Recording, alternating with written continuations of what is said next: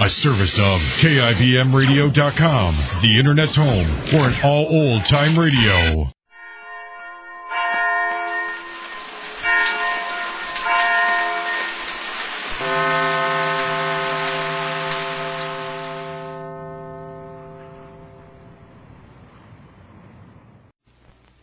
Metacom presents Arch Obler's Lights Out, Everybody.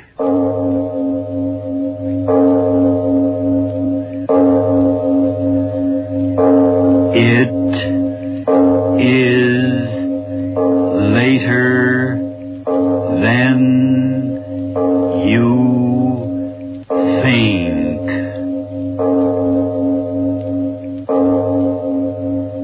This is Arch Obler bringing you another in our series of stories of the unusual. And once again we caution you, these lights out stories are definitely not for the timid soul. So we tell you calmly and very sincerely, if you frighten easily, turn off your radio now. A man and a woman in a Bronx apartment. And an evening you may never forget with the visitor from Hades.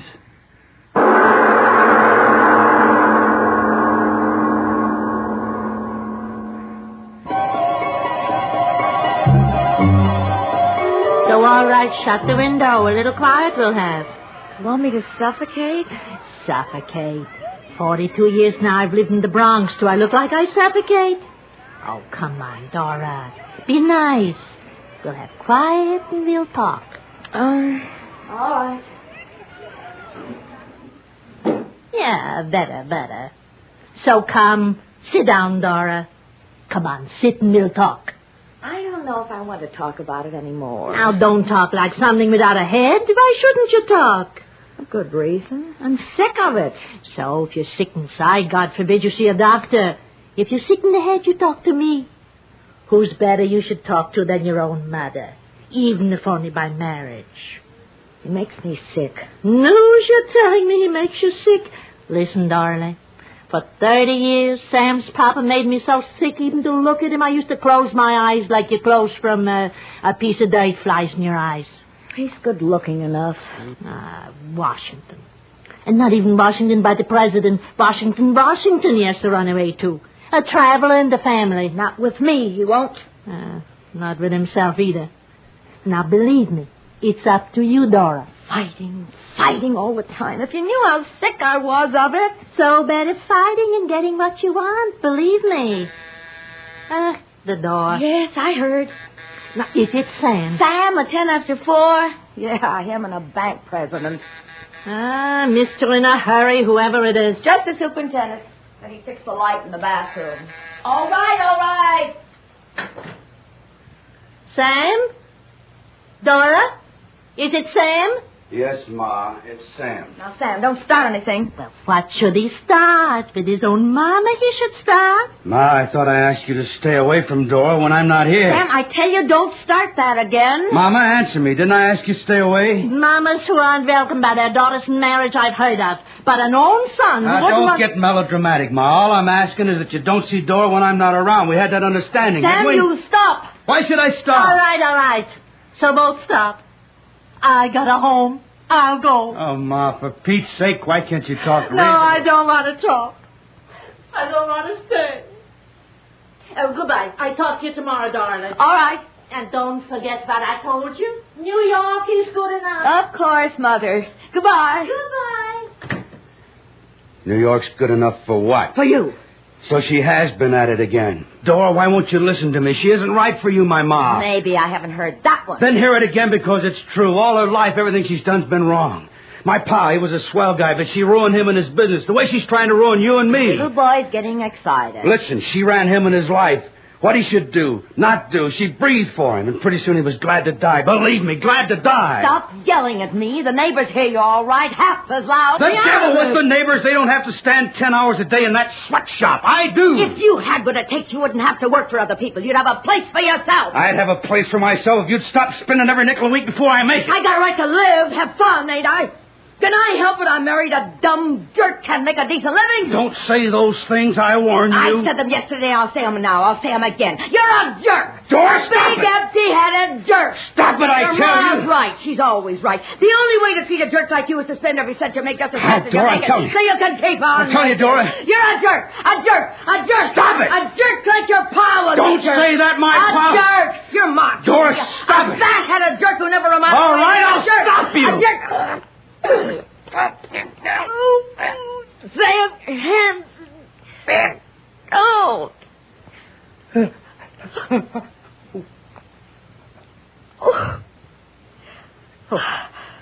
Dora. Dora. I didn't mean to.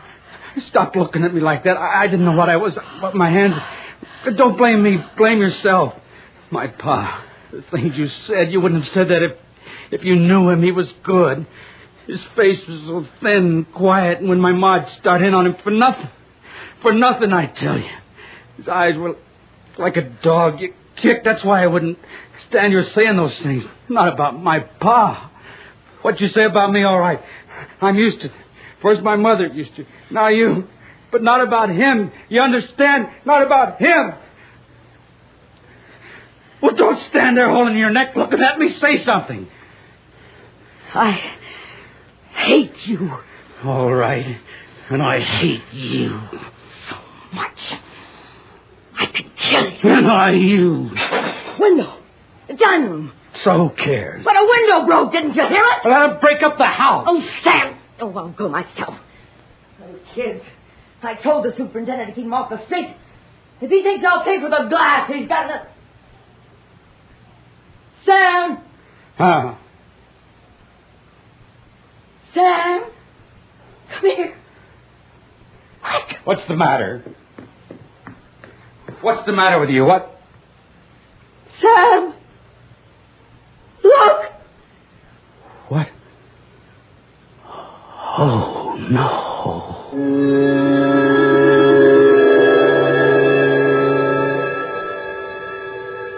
Sam. What? Sam.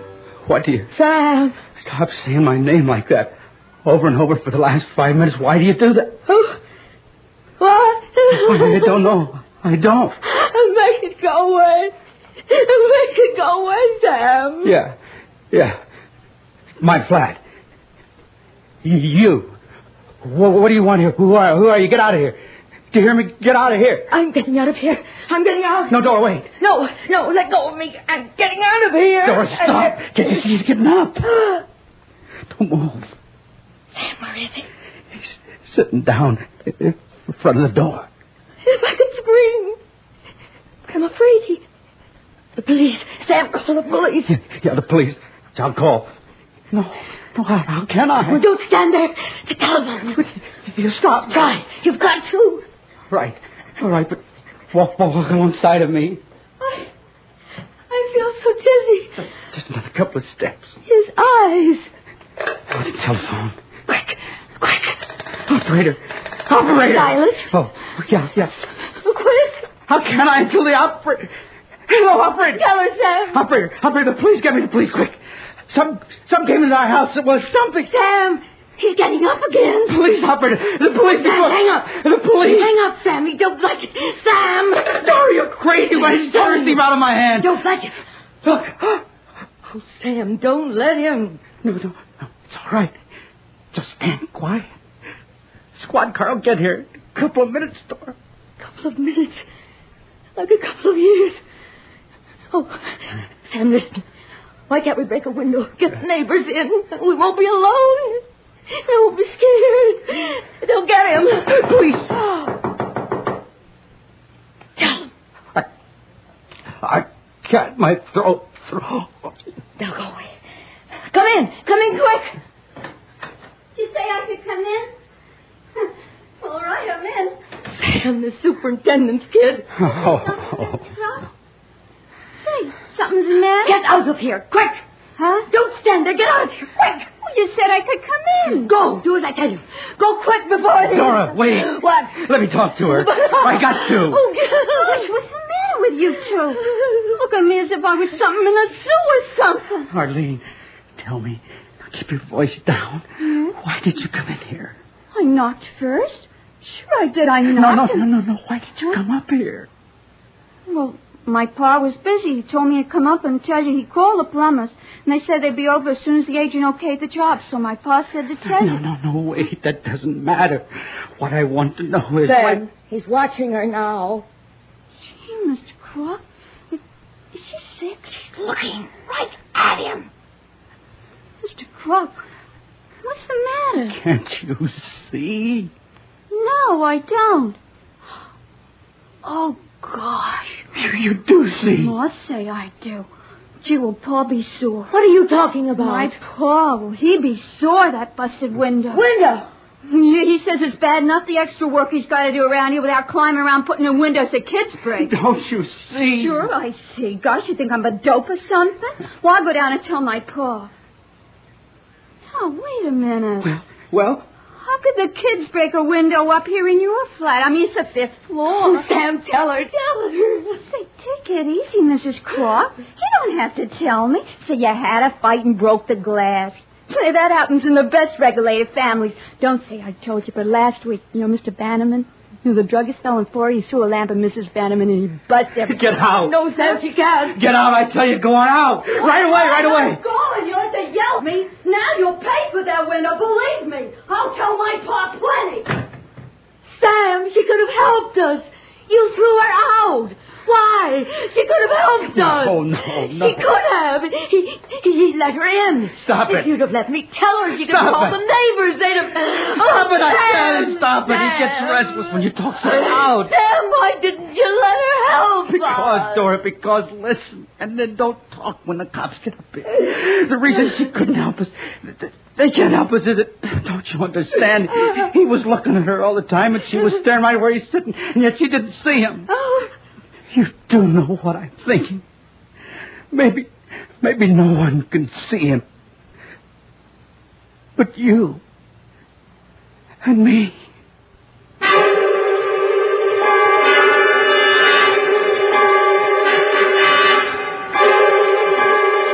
Now, just a minute, Mr. Croc, or whatever your name is. Let's get this straight. You never put in a call? Officer, I tell you, look around you. Oh, are you starting that line again? Mrs. Croc, why don't you tell me what's up? My wife has nothing to say. I'm asking her, fella. So you had a little fight with him, huh, lady? Then he got a little rough. You picked up the telephone. You hollered for the police. Is that it, lady? All right. Now, there's something screwy going on up here. I don't know what it is, but I'm waiting for you to tell me. Come on, Croc. It's in your face. Out with it. You don't see anything? I see plenty. You and your wife sitting here staring at nothing. Nothing. Listen, mister, please, listen. I'm listening. Take out your gun. Shoot him. Kill him. Huh? Who? There, in back of you. Quick. Dora, I beg you. Hey, mister, what is she talking In about? back of you. Look. Why don't you look? Nobody in back of me, lady. I told you, Dora. You told her what, Croc? What is this? I told you. Why don't you listen to me? There, sitting there, staring at me. At you. Get him out of here. Oh, that's it.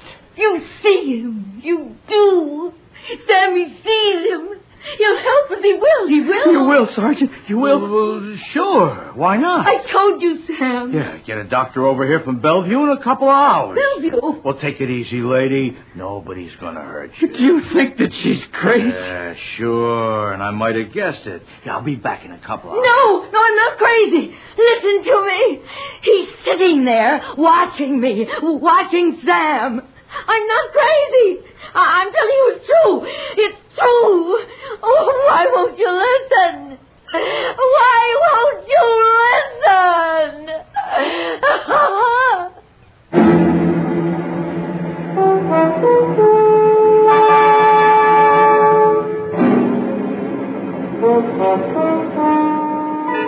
Sam. What? What time is it? About 6, I think. Getting so dark. Maybe if we could turn on the lights, he'd be gone. comes from the dark. He can't stand the light. I've got to get to the light switch. I've got to. No, don't do it, Sam. But Sam, don't. No, if he touches you... But I gotta. Floor lamp. What? Floor lamp behind us. If I backed up to it, grab the switch before... Oh, careful, Sam. Just keep looking at him. I got it. Oh, Sam. The light. No. Still there. Dora. What? Dora. Or is he laughing at us?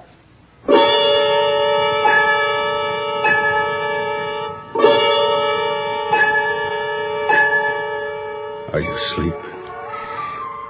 No, Sam. Had your eyes shut. Must be almost 6. Yeah, it's getting light. Haven't stayed up all night since I was a kid. Yeah, I was 12, wanted to see what dawn was like, so I stayed up. Sam. Huh? Sam. I figured something out. Figured? For hours I've been thinking. Something about his face. Well? His mouth. It's just like yours. Oh, Dora. No, I'm all right, Sam, I told you. I've just been watching and thinking. Mouth. Just like yours. Dora, don't. Don't say anything, just look. Well? His eyes. Huh? I never noticed. What? His eyes. Like yours. When you're crazy mad. Look at his eyes. Dora, am I right? I don't know. All I know is his mouth. When you choked me before. Your teeth. Were they? Yes? Dora. What? The way the light shines. The left side of his face. Huh? You. What? You, when you scream at me. Your skin tight, like a skull. Dora, that side looks like you. Sam. I swear. No, Sam. Like you. What are you? The other side of his face. All night I've been trying to figure. Sam, it is like you. Part you. Part me. Yes. No, it can't be. It isn't sane. It's crazy. It can't be. How can a thing... I tell you, it isn't real. It isn't. Sam, what's the use yelling it isn't real when it's sitting there? You're not afraid at all? No. I don't think I am. Why? That thing. Just the worst of you. And the worst of me. Huh? Oh, Sam, I'm so tired. Maybe I can't talk straight, but... that thing... part you when you wanted to kill me, and part me when I wanted you dead. Don't you see? I think I do. He's getting up. Yes. Looking at me. Sam, I'm getting a little afraid again. Oh, Sam, quickly before anything happens. Tell me why you've hated me so much. Well, Tell me, quick. Well, the last year, I worked so hard, it wasn't enough for you. Never enough. I couldn't figure out why, except you hated me. Why did you, Dora? I didn't. I only... Yes, I did. Why shouldn't I say it? I've hated you ever since that night you laughed. Laughed? Remember? You ought to remember. A kid, you said? Not me, not in this lousy world. Build a house with anything you want, but no kids, never.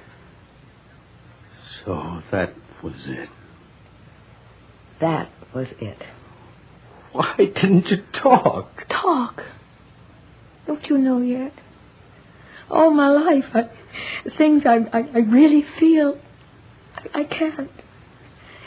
I talk about them inside me. I cry. I hate. Oh, Dora. Sam. Gone? can it be? Gone. Sam, go see. Yes, I will. Excuse me, Mr. Croc. Pardon you so early, but I saw the light under the floor there, and I heard you talking. What is it, Superintendent?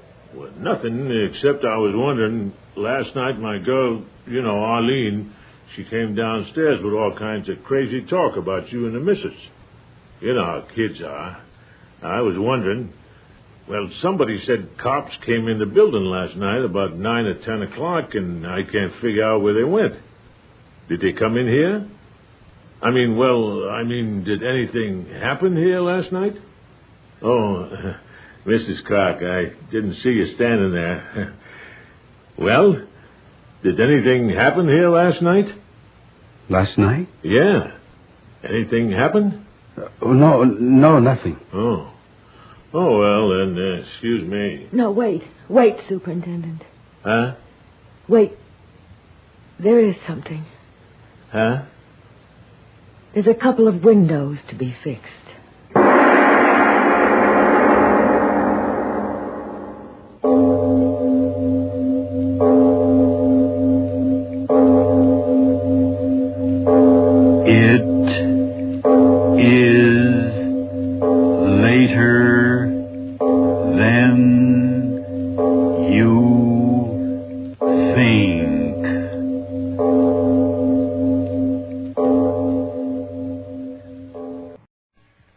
Field reporting.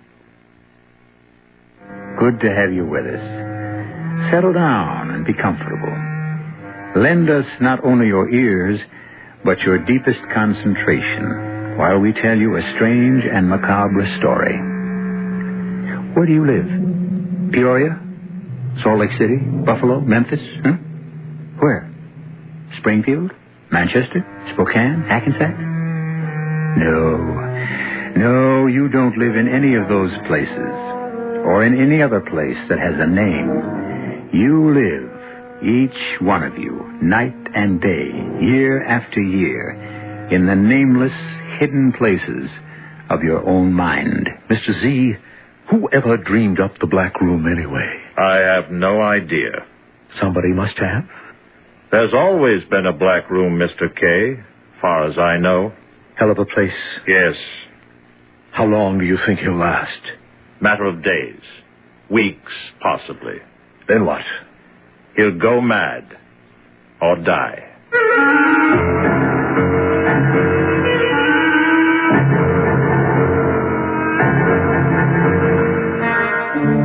Our mystery drama, The Black Room, was written especially for the Mystery Theater by Elspeth Eric and stars Larry Haynes. It is sponsored in part by Buick Motor Division and Anheuser-Busch Incorporated, Brewers of Budweiser. I'll be back shortly with Act One. There is a fresh new spirit sweeping the land. A free spirit that demands good products. Products that satisfy your sense of good taste and desire for economy. But above all, products that perform. Buick has been touched by this spirit. And this year, our crisply designed, solidly built Buicks will bring joy even to the most demanding of free spirits. The 1975 Buicks, dedicated to the free spirit in just about everyone. Hi, this is Pearl Bailey. Today, I'm not going to try and entertain you. Instead, I'm going to put before you the distressing story of the needy children of the world. They need your help. The bright side is that you can give them all of this by working with Save the Children Federation. Together, you can forge a better world, one in which children can have hope instead of despair. To find out how, you write today to Save the Children Federation, Box 120, Grand Central Station, New York, 10017. Please help these children. All over Monroe County, we're faced with the difficult problems of today. If we're going to solve them, we'll all have to get involved. We need leadership more than ever before, but we can't do it without you. So if we all get together, we can put it all together. So let's all join together and vote with us. This message has been brought to you by a lot of Monroe County Republican people. 10 minutes. It isn't a lot of time. but it can be forever. 10 minutes is all it takes for a child to suffocate inside an unused refrigerator. Don't let this tragedy happen. If there's an unused refrigerator where children play, do one of these things. Seal the door shut, block it open, or remove it completely. Entrapment is not child's play, but a matter of life and death.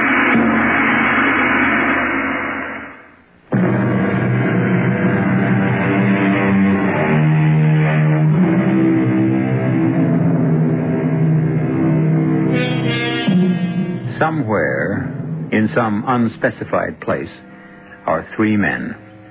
3 men of no particular distinction and no particular importance except to themselves. Yet the urgency of their speech and the intensity of their attitudes would make you think that something of the gravest consequence is taking place. And for all that I know, it is. Listen now to the story of the Black Room. Why me? Why me? Of all people, I'm a very ordinary guy. I have a wife, I have a home, I have a job, I drink a little, I go bowling, I have some money, I'm just like everybody else, so why me? We didn't take you because we thought you unusual. Well, then for God's sake, why? We need information. I haven't got any information. We think you have. Information about what? Look, if I have it, I'll give it to you. I'll tell you anything you want to know. You mean that? What do you want to know? Why did you do it? Do what? You know. I don't know. Do what? It's not going to tell us. What am I supposed to know? How could a man like me know anything? Look me in the eye. Step up here. Closer. Look me straight in the eye. Now, why did you do it? What? I didn't do anything. Come on now. He'll never tell you. What am I supposed to have done? He's hopeless. You guys, I never saw you before in my life. Who the hell are you, anyway? I'm the man in charge here. And who's he? My deputy. Well, who gave you the right to bust into my house, drag me down here, and start asking me questions? Well, who gave you the right to do that? It's not a question of right. Well, it damn well should be. But it isn't. Can I make a phone call? I can make a phone call, can I? I'm afraid not. Well, everybody's allowed to make a phone call. That's what I always heard. I want to call my wife, my lawyer, somebody. Out of the question. We have no phone. I never heard of a place that had no phone. Now you have. But you just can't keep me here. It's not right. What's your idea of what's right? We'd really like to know. Well, I can't tell you offhand like that. I don't know exactly. Quite so. Neither do we. Mr. Kay, I think it's time for the Black Room. Right. Come with me, please. Come with you where? No, I'm not going anywhere with you. Come on. I don't have to go. Yes, you do. Come on. Do I have to? Yes, you do. Right this way. I don't understand any of this. What is this place you're taking me to? What did he call it? The Black Room. Why do you call it that? Because it's black. What? Painted black? Black walls? Black furnishings? What? There aren't any furnishings. It's just a room. And it's black. You're putting me in solitary. You'll be alone. There we are. Step in, please. Well, I can't see a thing. Nothing. It's black. That's why it's called the Black Room. Well, switch on a light. There is no light. Once I close this door, there'll be no light of any kind. You can't do this. Get out of my way. Now, let me... just... Help! Somebody help! Don't make help! such a fuss. Cut it out. I'm going to close this door. Are you there? Are we both in here? Well, say something. Are you here? You haven't any matches on you by any chance? Or a lighter? No. Once I go out that door, you'll be in total darkness and total silence. No light, no noise, no sound of any kind. Only what you make yourself. I don't see why. You'll be fed once a day, never at the same time. How will I know when? It'll be either before you get hungry or after you've stopped being hungry. You'll bring it to me?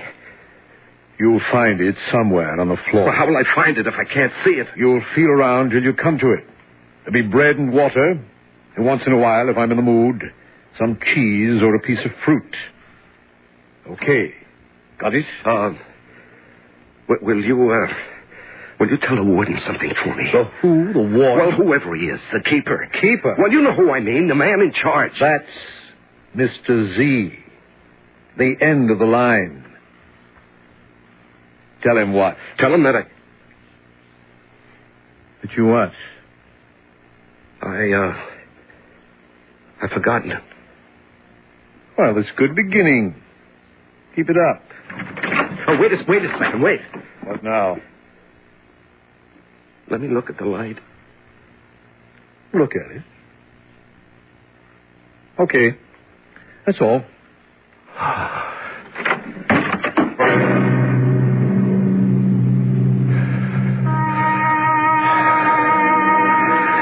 The thing is, not to be frightened. Only thing to fear. Fear itself. Yes. Why am I whispering? I shouldn't be shouting. What's that? I hear something. I hear. What is that? It's my heart. It's my heart beating. I'm hearing my own heart. The only thing I can hear is my own heart. My shh. Quiet. Quiet down. Quiet. That's better. Yes. That's better. Much better. Better. Yes.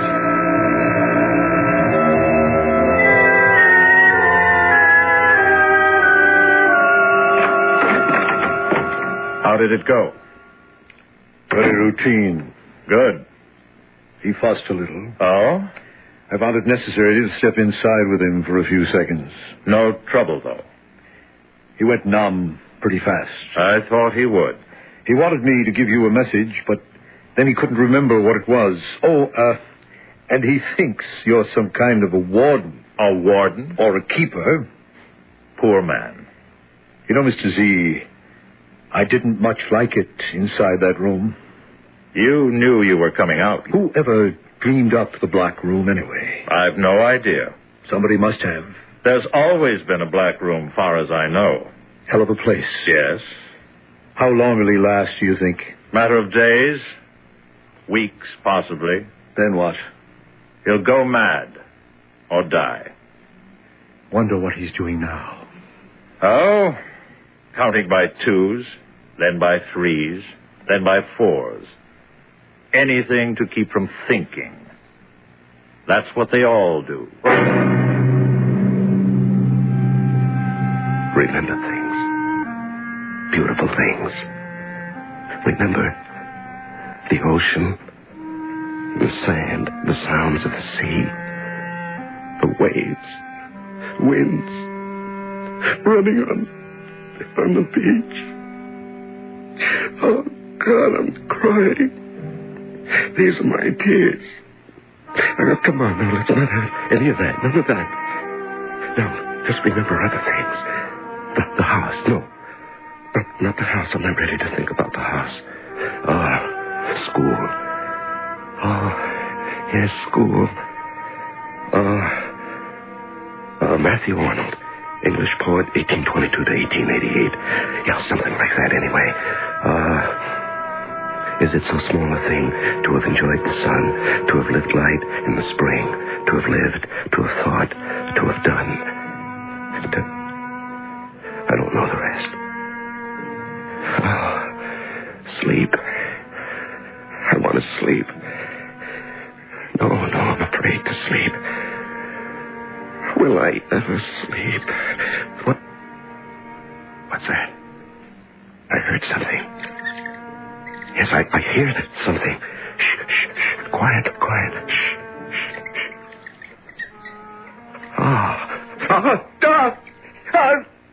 It's a rat. They've let a rat in here. I'm shut up with a rat. Where is that? Where is that rat? I'll kill it. I'll kill it with my bare hands. Where is it? Where is that? Where?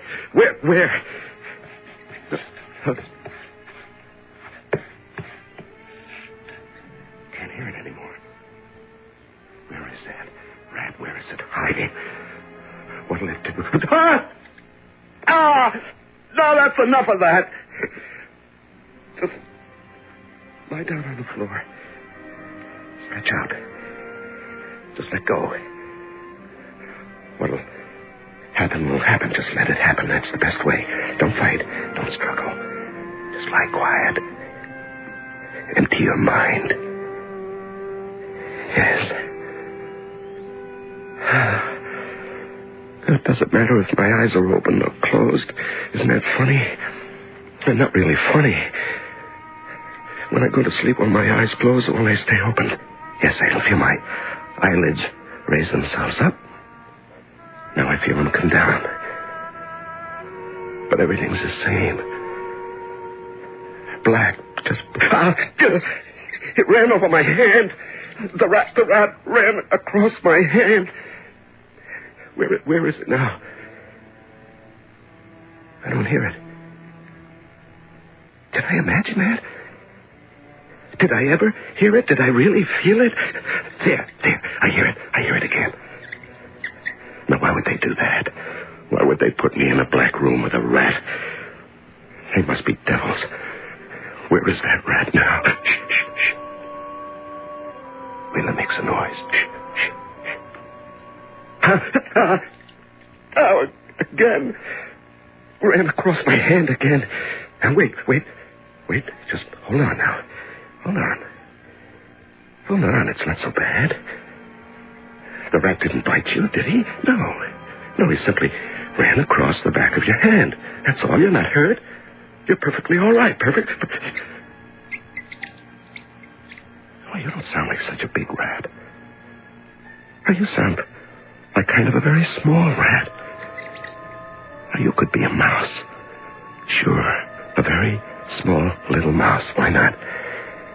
Now, if I should just lie here quietly with my arms spread out like this, would you run across my hand again? Would you? Huh? Hey, you see, I'm calmer now. I'm much more relaxed.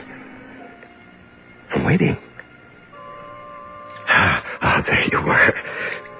Oh, on my fingers. Oh, such light little feet, so delicate.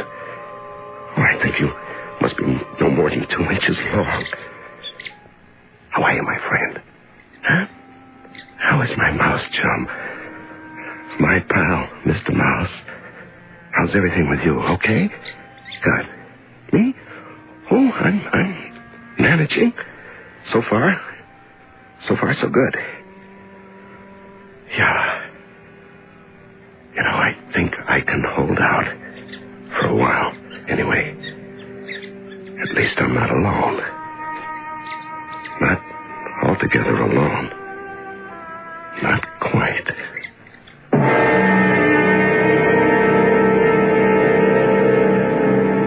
The great horror is the fear of being alone. Man will do anything, suffer anything to avoid it, and to postpone that crucial moment when, no matter what he does or what he suffers, he must face his own essential aloneness the very last moment of his life.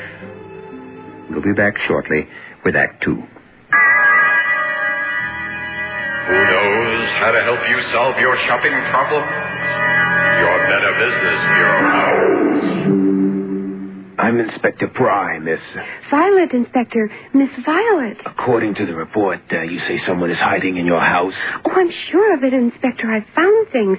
Sweaters, blouses like mine, but they're not mine. They're much too small for me and all faded and torn. I'll help you, Miss Violet. Who are you? I'm the man from the Better Business Bureau. Those are your clothes, Violet, and you aren't taking very good care of them.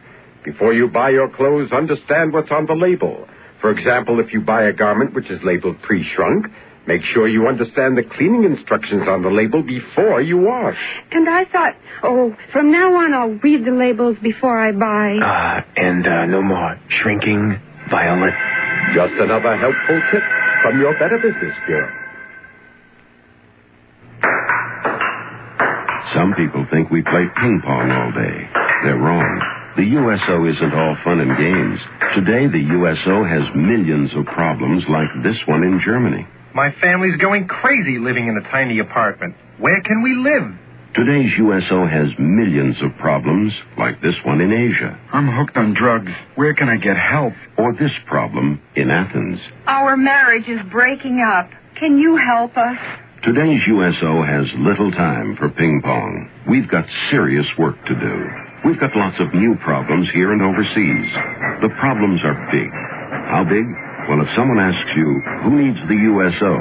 Tell them, we do! We do! Over 5 million American military personnel and their families need today's USO.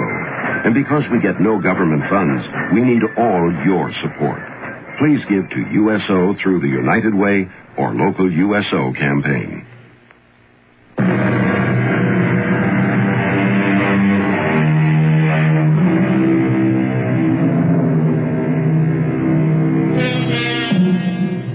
The simple man we have chosen to be our hero is confined in the Black Room, a bare place without light or sound.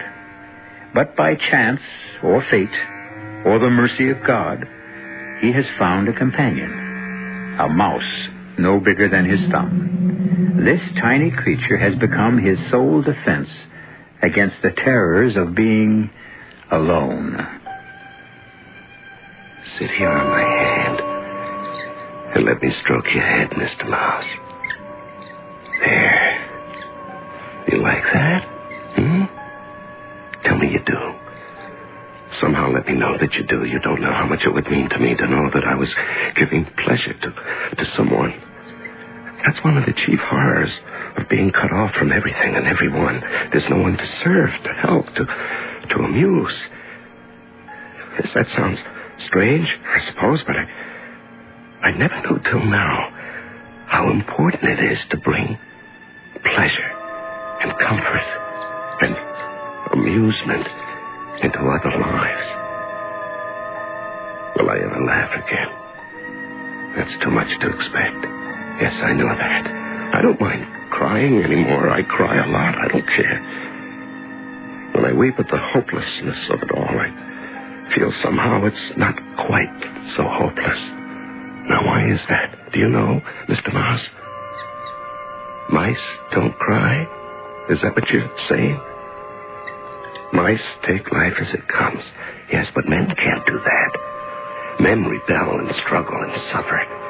Oh, yes. Yes, how they suffer. Oh, are you agreeing with me? Or are you telling me you're hungry?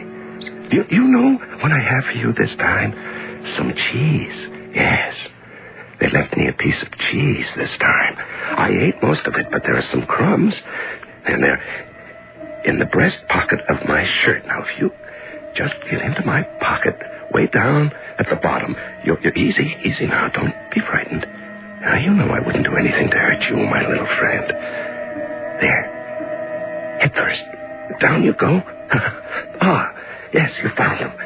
You found the crumbs of cheese. You're eating, and I'm almost laughing. Not quite, but almost. I'm almost laughing because you're so pleased.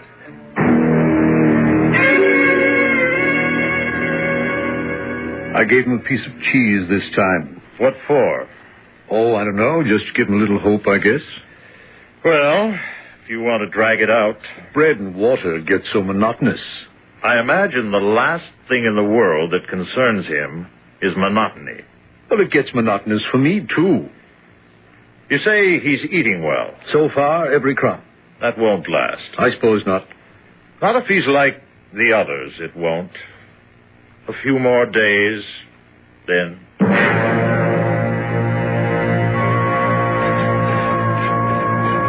Now stay out of my way, Mr. Mouse. Don't get hurt. I'm just looking for our food. Oh, maybe he hasn't left it yet. Now, there hasn't been any cheese for a long time.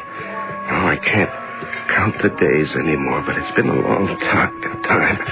Oh, I found it. What is this? What? Why, it's an apple. Imagine an apple. Say, I wonder wonder, is it red or green or yellow? Perhaps I could tell by the taste. Macintosh. Or have I forgotten the taste of apples? I used to know it so well. You want some, do you? Now, wait till I bite off a piece for you. Wait, you know where it is. Come on now, you know. The pocket. It's in the pocket. That's it. Yeah, I can feel you move against my chest. I think I have never felt anything so comforting. Now, how did I get here? How did I come to be living in a soundless, lightless room with a friendly mouse? It's almost laughable, but I've forgotten how to laugh. But think about it. How did I arrive at this place, these circumstances? For that matter, how did I arrive at any of the places, any of the circumstances of my life? I planned, yes. Yes, I made plans. But they never seemed to work out precisely as I planned them. The marriage. It looked all right, but it wasn't quite what I meant. The job. Yes, the job seemed to be a good job, but it wasn't quite what I'd expected. The house. It was a good house. A nice house. But not quite. Oh, are you coming out of my pocket now, Mr. Mouse? Have you had enough? Huh? Hey, what are you doing? Are you trying to get inside my shirt? What for? What do you want? Oh, I know. To be close to me is that... Ow! Hey, what was that? What did you do? You know, I felt something... Oh, there it is again. Hey, I think you're pulling out the hairs on my chest. Is that what you're doing, Mr. Mouse? Yes, you are. Now, why? Why would you do that? Not to hurt me. I know you would never hurt me. Are you playing? Are you making up a game trying to divert me from the awfulness? Yes, you're telling me it could be worse. There are things we can do. There is always something. It is never absolutely hopeless. Little mouse, you're trying to make me laugh.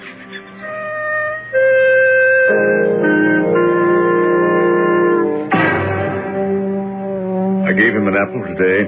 If you want to play the game that way, I can't stop you. He ate every bit of it. There wasn't a thing left on the plate. No core, nothing. I wonder how he manages to keep up his appetite. Maybe he exercises. After this long, they lose interest. Yes. After all, what's the point? Hope can't last forever. It's got to die, sooner or later. Well, with this one, it looks as if it's going to be later. Yes, but eventually. What makes him hang on? I wish I knew.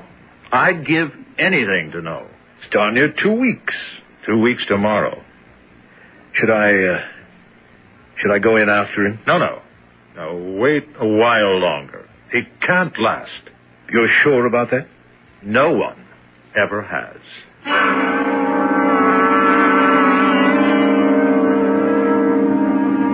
It's only breadcrumbs today. Sorry, Mr. Mouse. Hey, where are you? Mouse? Mouse, I have breadcrumbs for you in my pocket. Now, where are you? Are you here? Why don't you come when I call you? Now, there's no place to go in this blackness. I can't look for you. I might hurt you. Now, why don't you come when I call you? I have food for... Oh, what a fool I am. You've gone out of the black room. You've escaped. But where? How? There must be a place. Yes, you haven't always lived in this room. You came in at some point, and now you've gone out. But where? How? There must be a place, a little place, a tiny hole. Yes, a tiny hole big enough for a mouse to get through. Now, where? You don't live here all the time. The black room isn't your only home. I mean, not your permanent home. You wouldn't pick a place like this. No mouse would do that. Nobody would do that. No, you came here from somewhere else. You must have. There must be a hole someplace. And you came through that hole, and you've gone out through that hole, and I'm going to find it. What's this? Is this it? Oh, that's so tiny. That's so tiny. Is that a hole? A hole just big enough for a mouse to slip through? Yes, I think it is. Then on the other side, there must be something. The blasted hole is right next to the floor. It's no bigger than my thumb.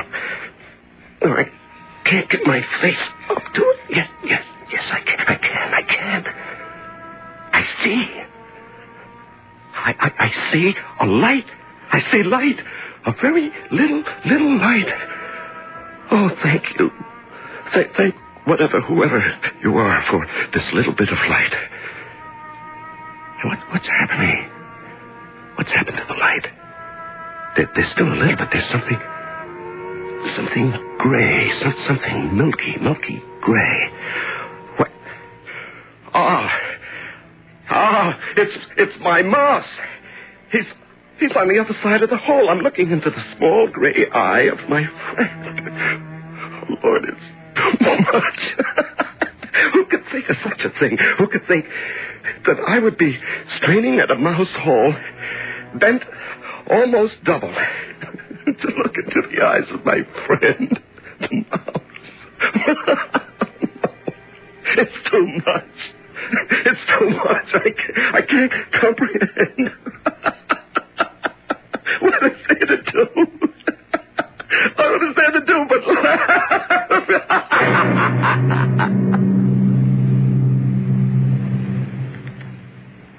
He's off his feet. Hardly ate anything the last few days. So, it's starting. What's starting? The decline. I knew it would, sooner or later. I think I'll give him some fruit next time. I really don't know why you want to bother. Maybe some cheese, too. Suit yourself. Look, the idea was never to starve the poor fool. If that was the idea, I wouldn't give him anything at all. He's beginning to starve himself. Can he do that? It's simple. Stay away from food and water. You'll be gone in a few days. No kidding. Animals know that. Well, I never knew it. There's lots of things animals know that men don't know. Especially you.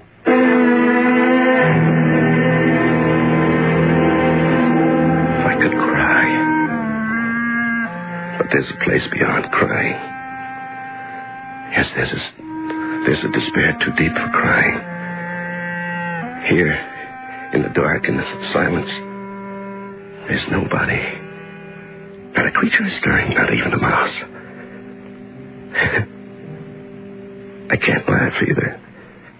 I think my life is closing. What? Oh, you're back. You're back, are you? You're in the pocket of my shirt. Well, I have some cheese and part of a pear. You'll have to come to me if you want it. No, I can't look for you again. I just don't care anymore. I just don't care. I don't care anymore.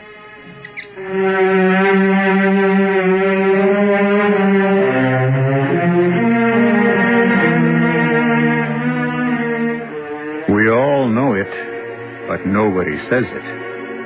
The drama of life is not in battles or elections or crimes or even in love affairs. The drama of life takes place in the dark, silent soul of every man or woman who has had the luck or the misfortune to live. We'll be back shortly with Act 3. There's nothing wrong with drinking Budweiser sip by sip, is there? Well, the brewers of Budweiser think there's a better way. Sipping's fine if you're drinking wine. But Bud is the king of beers, a hearty drink. Look, rinse a 10 or 12 ounce glass with cold water. Then open a can or bottle of Bud and pour it right down the middle so it kicks up a good head of foam. Now, take a big drink, and then swallow big. No sips. That's how it should be done. More taste, more beer drinking enjoyment. Thanks to exclusive Beechwood aging, Budweiser has a smoothness that lets it go down especially easy. Sure, it's an expensive way to brew beer, but brewing beer right does make a difference. That's why, when you say Budweiser, you've said it all. Anheuser-Busch, St. Louis.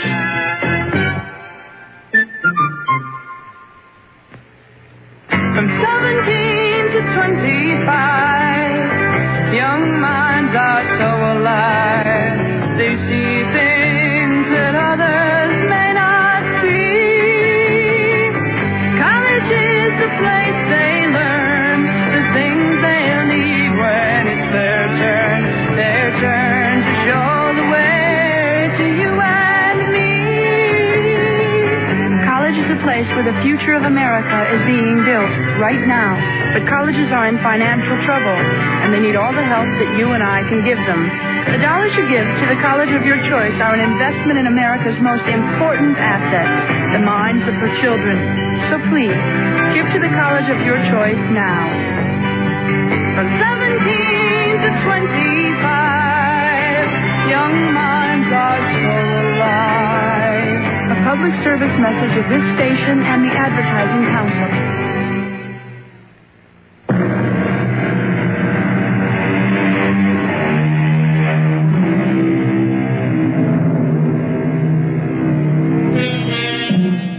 I just don't care anymore. These words were spoken by our nameless protagonist a few minutes ago, and I suppose they are the saddest words anyone can utter. I just don't care anymore. The struggle is over. Life is over when we just don't care anymore. He hasn't eaten anything for 2 days. Oh? Last thing he ate was that pear. That was 2 days ago. He's starting down the slide. You sound as if you enjoy this. I don't. I think it's terrible, really terrible. It's necessary. I don't see why. I swear I don't. We need the information, don't we? But do we absolutely have to have it? I don't see why. It's the most important information in the world. I just think maybe it's not worth all this. It's worth all this and more. I don't know why. Look, you're a good fellow. And you're not the stupidest man in the world, or you wouldn't be my deputy. But there are certain things that are, let's say, beyond your comprehension. You agree? I guess so. You guess so? I'm sure. I'm sure there are certain things that are beyond my comprehension. Just the same. Yes? What were you going to say? How do I know they're not beyond your comprehension, too?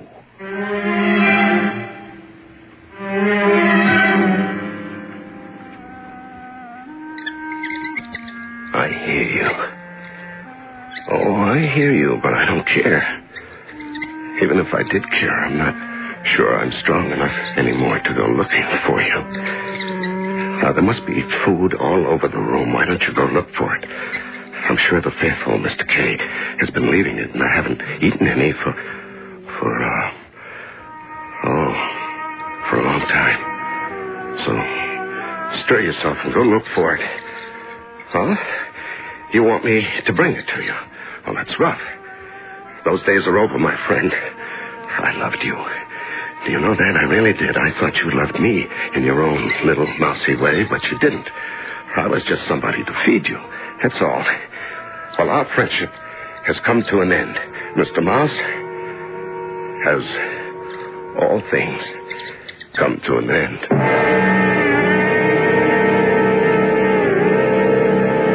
He isn't drinking any water either. That's too bad. You feeling sorry for him by any chance? Now, don't start up with me, Kay. It's not like you to go soft. I'm not going soft. It's just that... Yes? What? I don't know why exactly, but I had such high hopes for him. That he'd be different somehow. I really had very high hopes for that man. Well, maybe one day I'll learn. Nobody survives the Black Room. Absolutely nobody.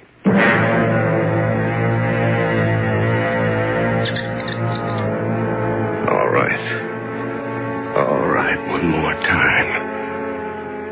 One last time I'll look for you. I'll bring you the cheese and the pear. My legacy to you, Mr. Mouse. My last salute, Mr. Mouse. Morituri te salutamos.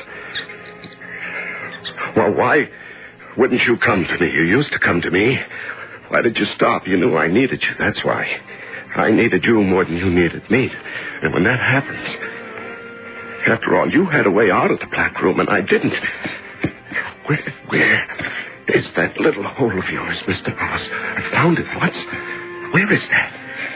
I'd like to see the light once more before the darkness closes in.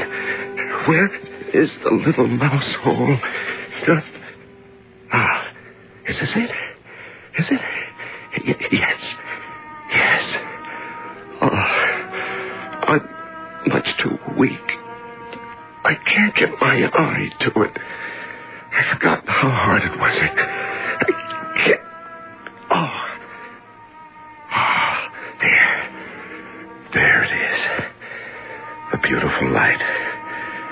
That little sliver of light. A lovely light. Yes, I'm a little stronger now. I'll find you. Just keep talking, Mr. Mouse. I'll find you. I think I'm nearer. Just keep talking and I'll find you. You sound very loud. I must be close. Or is it because my hearing has become sharper? Does that happen? Does the hearing become sharper when there's nothing to hear? Ah, yes, you're very near now. Very near.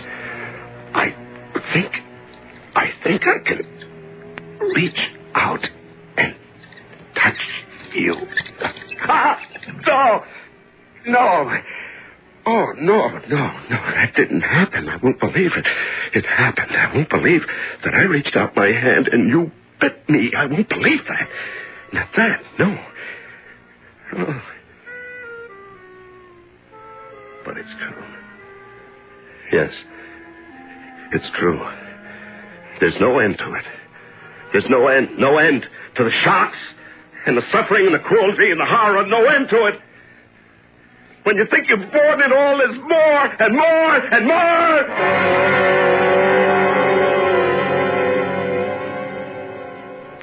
How is he? Not eating, not drinking, nothing. Too bad. I think it's time to go in. You think he's alive? I don't know. He could be, I guess. Okay. Go on in. I hate this part. Oh, Mr. K. Yes? If he should be alive, by some chance, and if he should be even remotely in his right mind... Oh, I doubt that, Mr. Z. I know, but if he should be, take him upstairs and let him take a shower. Let him shave, give him some clean clothes, and bring him down here to me. That's it.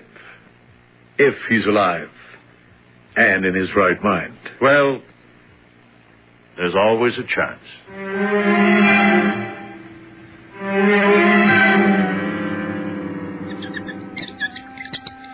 Why did you bite me? I meant you no harm. Why should you turn on me? Explain that to me. I need to know this one thing before I die. Here, look. Here's what I brought you. See? 3 little pieces of cheese. And I'll put them down right here. You know what? Do you know what? I could kill you if I wanted to, but I don't want to. Now, for a little while, you kept me from going mad. And for that, I'm grateful. Yes. So, go on. Go on, bite me if you want to. I won't mind. Go ahead. You're not saying anything, Mr. Mouse. Are you still here? Or did you run away? Did you run to your mouse hole? Did you run through to the other side to live in the light, in the beautiful light? Or are you still here?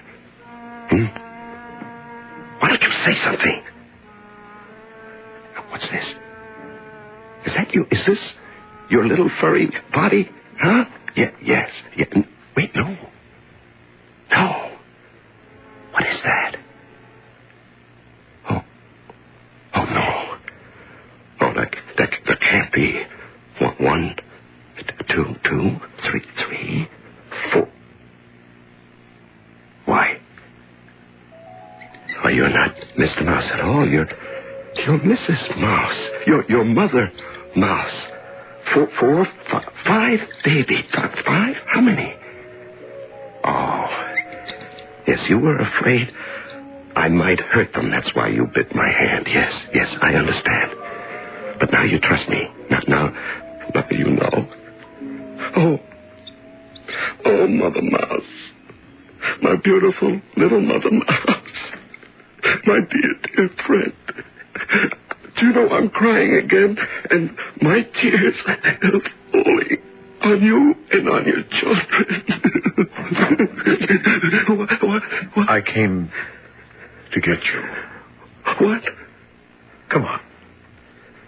You can see your way to the door, can't you? Yes. Well, come on. Nothing like a shave and a shower, am I right? I think you've lost a little weight, a few pounds. Oh, here. I brought you some clean socks. I hope they're the right size. I had to guess. You care to weigh yourself? There's some scales over there. Oh, thank you. The rations were pretty thin, I know that. Now, how did you like the fruit? What? The fruit I left for you, and the cheese. Did you like it? Very much. I thought you would. Hey, don't put that shirt back on. I brought you a clean one. Here. I think it'll fit. Thank you. Now, give me your old one, and I'll throw it out. Don't touch that shirt. Huh? Keep your hands off that shirt. You want to save it? It's pretty dirty. I want to save it. I'll wash it for you. No, leave it alone. You want it the way it is? Just the way it is. If you say so. Well, you ready? Yes. Let's go visit Mr. Z. He's dying to talk to you.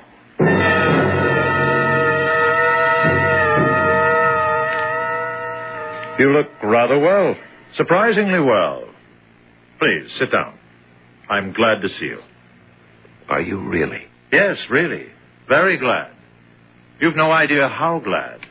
It's been, 26 days. That's remarkable. Truly remarkable. Tell me something, if you can. How did you do it? How does a man survive 26 days in the Black Room? Can you tell me? I really want to know. What does a man need to have to come out of there intact? He needs to care for some living soul. That's all he needs? He needs to care a lot. That's all? Just that? That and a little light. You're very tired, aren't you? Yes. It's been quite an ordeal. Oh, yes. We'd like to give you a complete physical examination before you go, if you don't mind. I can go? Also a psychiatric testing. And then I can go? One other thing. Oh. And what's that? After we've completed the examinations, would you be so kind, sir, as to address a few words to the membership? Not a long speech. We wouldn't expect that.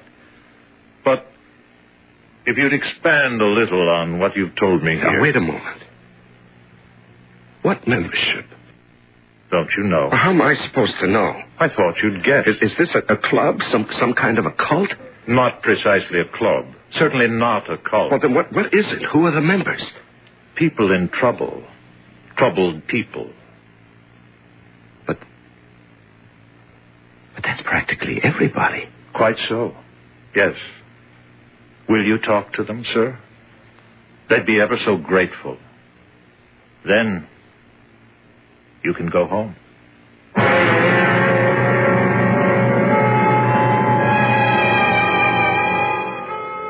Where do you live?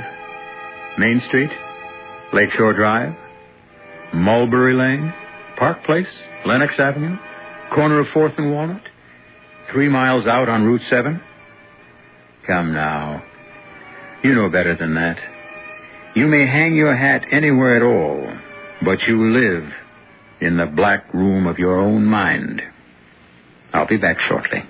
If you take a look at the 1975 cars, you'll notice a European influence, and there are some new American cars that rival the Europeans, one being Buick's new Skylark SR, with its touring car interior and spirited little V6 engine. But don't think of the Skylark SR as a European tourer. We're proud of the fact that it's a Buick. You will be, too. Buick, dedicated to the free spirit in just about everyone. A variety of assistance is available to the blind. Rehabilitation and library services can be had in every part of the nation. Cash payments for the needy and training in skills and techniques. You can help. For information, contact your local affiliate of the National Federation of the Blind or write me, Kenneth Jernigan, President, National Federation of the Blind, 218 Randolph Hotel Building, Des Moines, Iowa, 50309.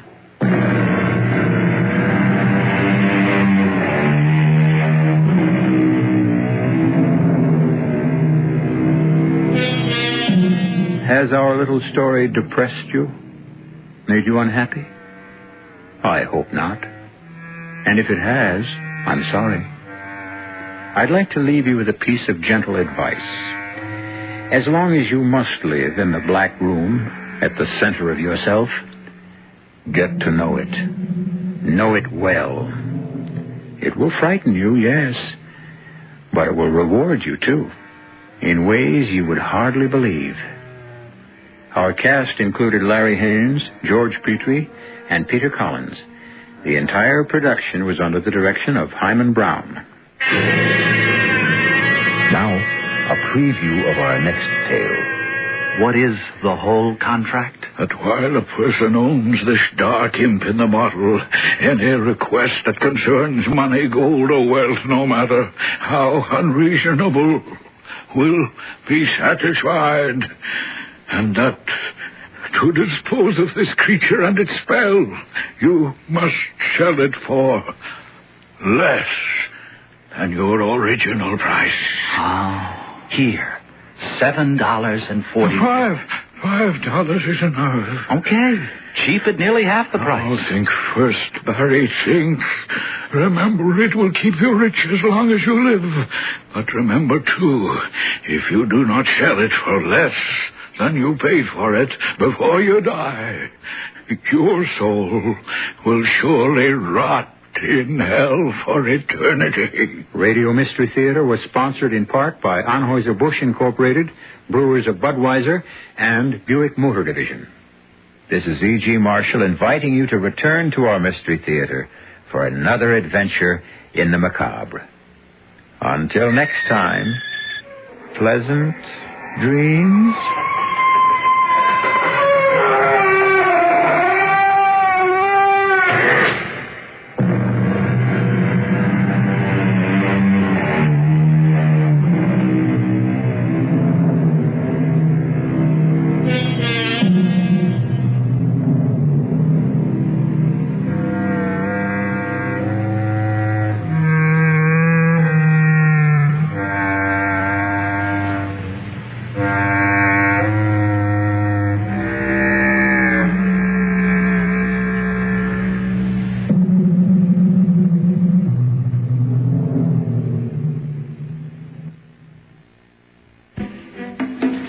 Myerson. Like many of you, I've been excited by Israel's achievements, especially by what it is doing for people. People like you and Ithaca. Here in Ithaca. CBS News. Former President Nixon is listed in critical condition in a California hospital. I'm Jim Kilpatrick reporting on the CBS Radio Network. Mr. Nixon underwent surgery early this morning for the insertion of a plastic clip to block the troublesome further movement of a blood clot. Doctors described the operation as a success and earlier said Mr. Nixon was in good condition.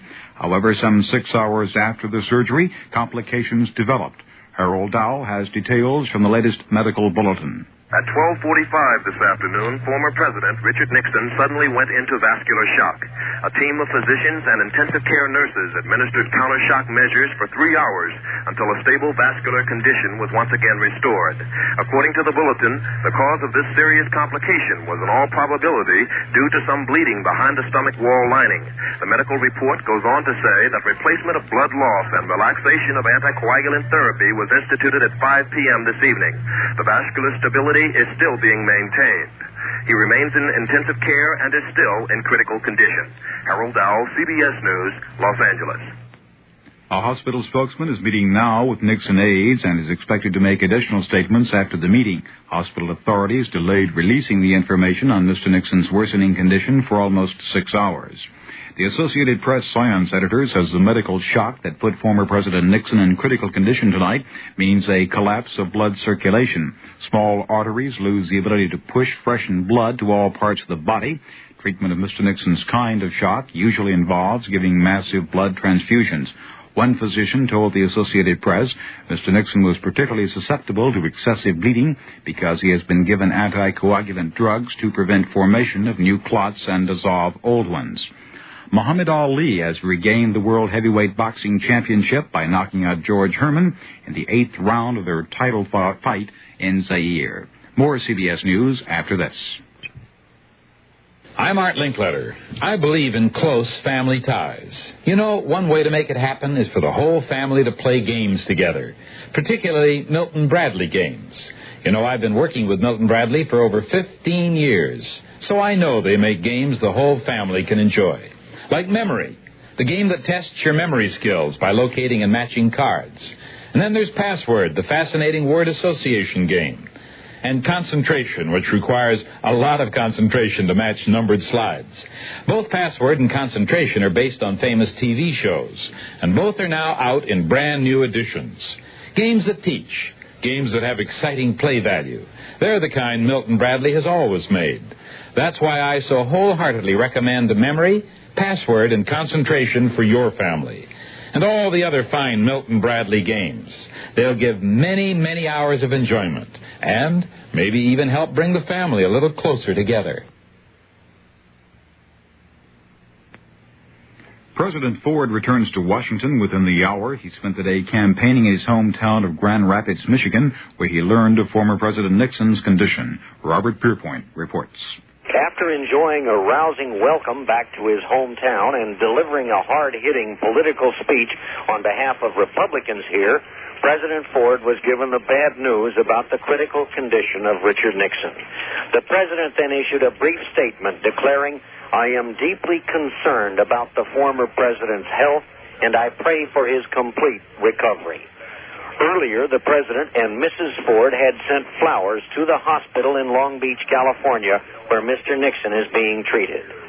Asked if President Ford plans to change his plans for a campaign trip to California this coming Thursday in view of the illness of his predecessor, a White House aide said that he knew nothing of any such changes. Robert Pierpoint, CBS News, with the presidential party in Grand Rapids, Michigan. Queen Elizabeth told the British Parliament today the Labour government plans to nationalise key industries, including aviation and oil, in a socialist bid to revive Britain's economy. The Queen's address, written for her by Prime Minister Wilson's cabinet, said a national enterprise board will be proposed to direct the resurrection and reorganisation of British industries. More after this. Give your hand to a friend. Give your heart to your love, but give your cold to contact. The sooner the better. A common cold is a rotten thing. You miss so much. Sneezing, drips, and congestion can drag you down. Then ask yourself the contact question. 6 or 3 or 1. You'd need 6 cold tablets, 2 every 4 hours, or 3 ounces of Cold's liquid, 1 every 4 hours, or just 1 contact for up to 12 hours continuous relief of those symptoms. That's daytime, then nighttime relief. Both the others have things for aches and fever, and the liquid, something for coughs. Not found in Contact 600 Tiny Time pills. the code to contact. 60301. Take contact. Only as directed. Recapping the top sports news, Muhammad Ali, rated a heavy underdog, knocked out champion George Foreman with a right to the head in the 8th round tonight to win the World Heavyweight Championship in a stunning upset. The 32-year-old Ali became only the second boxer in history to regain the heavyweight title. The victory comes 14 years to the day he began a pro boxing career. Jim Kilpatrick, CBS News. This is Jeff Stone, WHCU News. Democratic candidate for U.S. Senator in New York, Ramsey Clark, was the featured speaker tonight at the Tompkins County Democratic Committee dinner. One of the topics which Clark addressed was the practices of the oil companies. I favor comprehensive, sensitive price and wage control. It makes me very angry to hear about older people eating dog food in America. And if it doesn't make this country angry, we have lost a piece of our soul someplace along the road. What we have to do is face up to it. Our destiny is in our hands, and we are letting it slip through our fingers because we are not insisting upon faithful adherence to the democratic process. And the former U.S. Attorney General referred to wage and price controls in calling for what he termed a new commitment to democracy. When you see the exploitation that the oil industry engaged in during the so-called energy crisis last winter, their profits skyrocketing while our prices skyrocketed, and us doing nothing but complaining, you recognize that America has lost its political will. We don't have to put up with that. In my judgment, that is economic injustice and should be white-collar crime. It doesn't have to happen. We can tax those excess profits. We can roll those prices back. If we care about this society, we better muster the will to do it. One major disappointment from tonight's gathering was the fact that actor Robert Redford was unable to attend. County Planning Commissioner Frank Liguori will be taking public input registered so far on the Crosstown Road proposal and present some refinements on the plan to the county.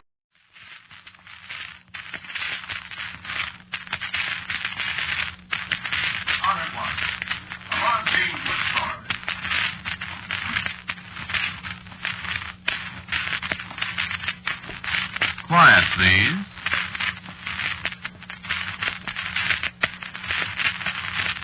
Quiet, please.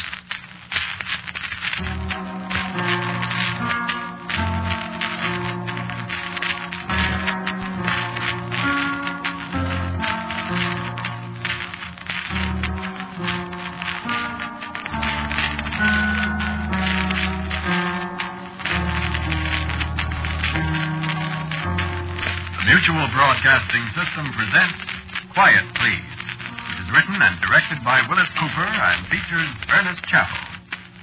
Quiet, Please for tonight is called Don't Tell Me About Halloween.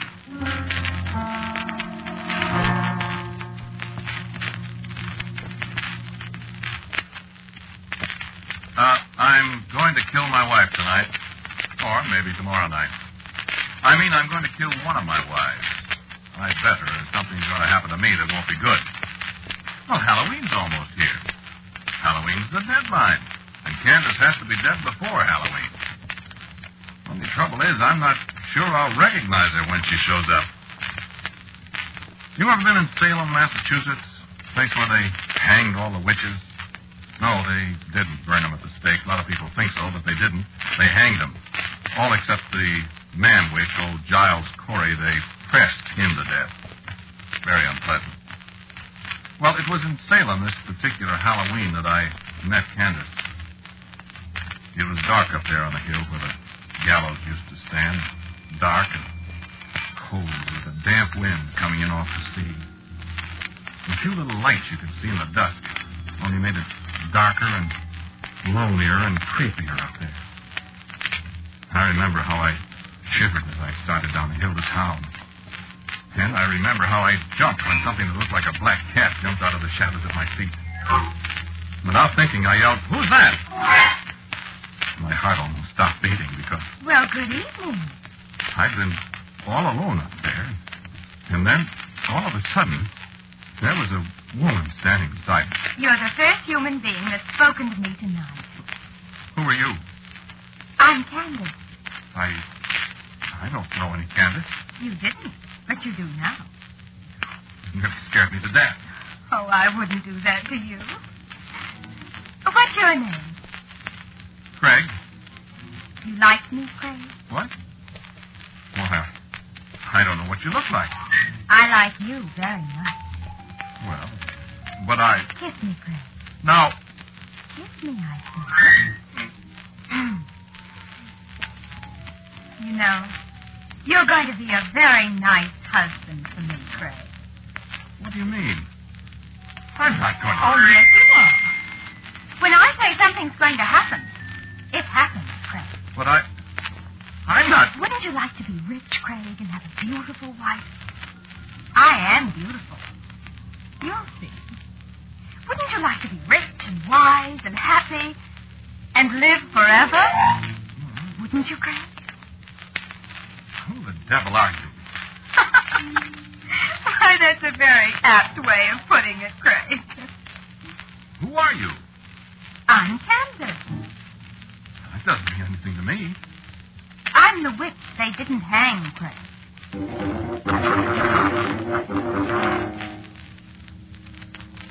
Well, she was right. I am rich. Whenever I need money, which hasn't been for a long time now, I ask Candace when she comes to see me at Halloween time. I am reasonably wise, I suppose. I'm quite an authority on American history, quite well considered at the university here. And while I can't say I've lived forever, I have lived 253 years. Now, that's right. You see, I met Candace on the hill above Salem in the year 1694, 2 years after Cotton Mather stopped hanging witches.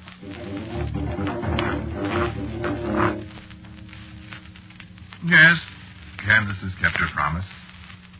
I remember the way she put it, standing up there in the early morning, watching the mists crawling along the ground below us. You'll not see me now till another Halloween. And I can't tell you what form I'll be in when I come to see you again. But if you see a strange bird or a lost dog, or any strange being at your door come Halloween, you say, "Who's that?" And if it so happens the stranger's me, why then I'll be home with you till the cock crows for morning. And I remember I started to speak, to ask questions, but she stopped me. For the time's short now, my love. And remember the words, and we've all the future before us. As long as I live, you shall live. And below us somewhere a rooster crowed, and I was standing alone on the hill. And a yellow butterfly was rising in circles above my head. I watched it disappear into the first rays of the sun.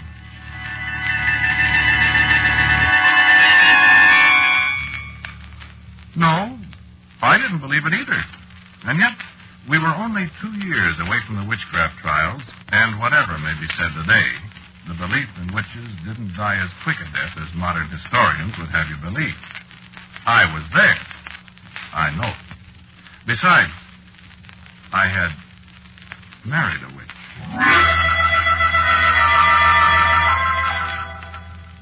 Halloween, 1695. A stray dog lay on my doorstep, shivering in the rain. I don't like dogs. I was about to boot the animal into the street when I caught a look in its eyes. I yelled, "Who's that?" Well, it's about time. I've been lying there on that doorstep, freezing and nearly drowned without a stitch on, and you stand there and look at me like some great fool. Get me something to put around me and stir up the fire before I take my death of cold.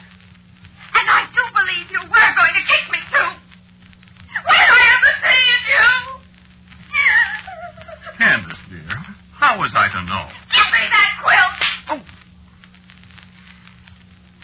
Oh, she was all contriteness and apologies in a moment.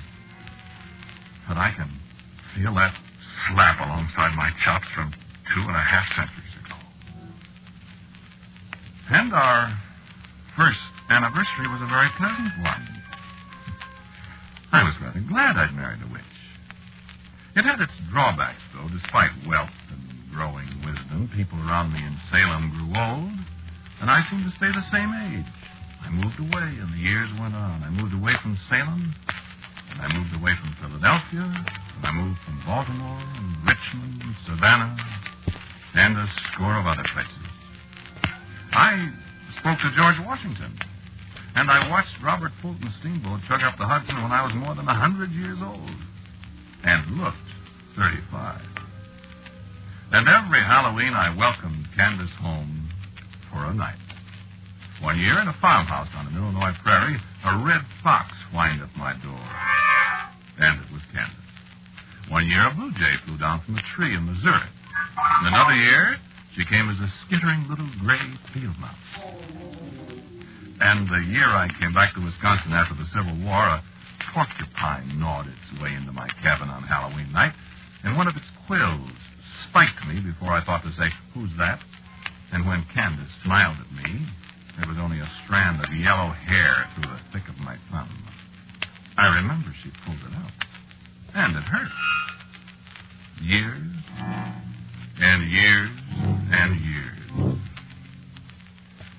Now, she's been a wonderful wife, but I never forget what she is. Once a year is getting to be enough. It was just 67 years ago tonight, before Halloween, you see. That was the first time she appeared before Halloween, 1880. Rutherford B. Hayes was still president then. Yeah, it seems like yesterday. I heard something bumping against the front door, and before I thought, I called out, "Who's that?" I thought you were never going to call me. Darling, I didn't know it was you. Well? Huh? Don't people kiss their wives anymore? Darling, you surprised me. Suppose you surprise me. Well. How come you're so early, dear? Oh, I just thought it would be nice to surprise you. You certainly did surprise me. Did I? You certainly did. What's happened since last year? Why, nothing much. That's so. What have you been doing? I've been away. Where? Craig, you'll be better off if you don't inquire too closely into my private affairs. Being married to a witch ought to be enough for you. I'm just interested, Candace. Like I'm interested in what you do when I'm away. What? I am interested, you know. I don't know what you're talking about, dear.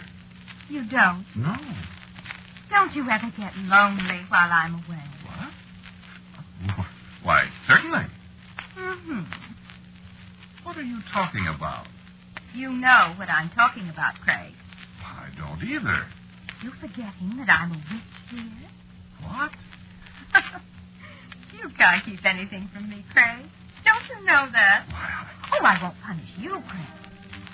But you mustn't run around with red-haired girls. Well, I don't know what you... Oh, yes, you do. So I just decided to take that temptation away from you. Candace, what did you... Look over there at the window, darling. And I looked. And peering in the window out of the darkness was a frightened, tiny red squirrel, its teeth chattering with terror and cold. She's still got her red hair, dear. Candace, did you do that to her? Of course, dear. No, don't try to rescue her, Craig. I've got other plans for your little girlfriend. What are you going to do? Listen. Now come here and kiss me. Good.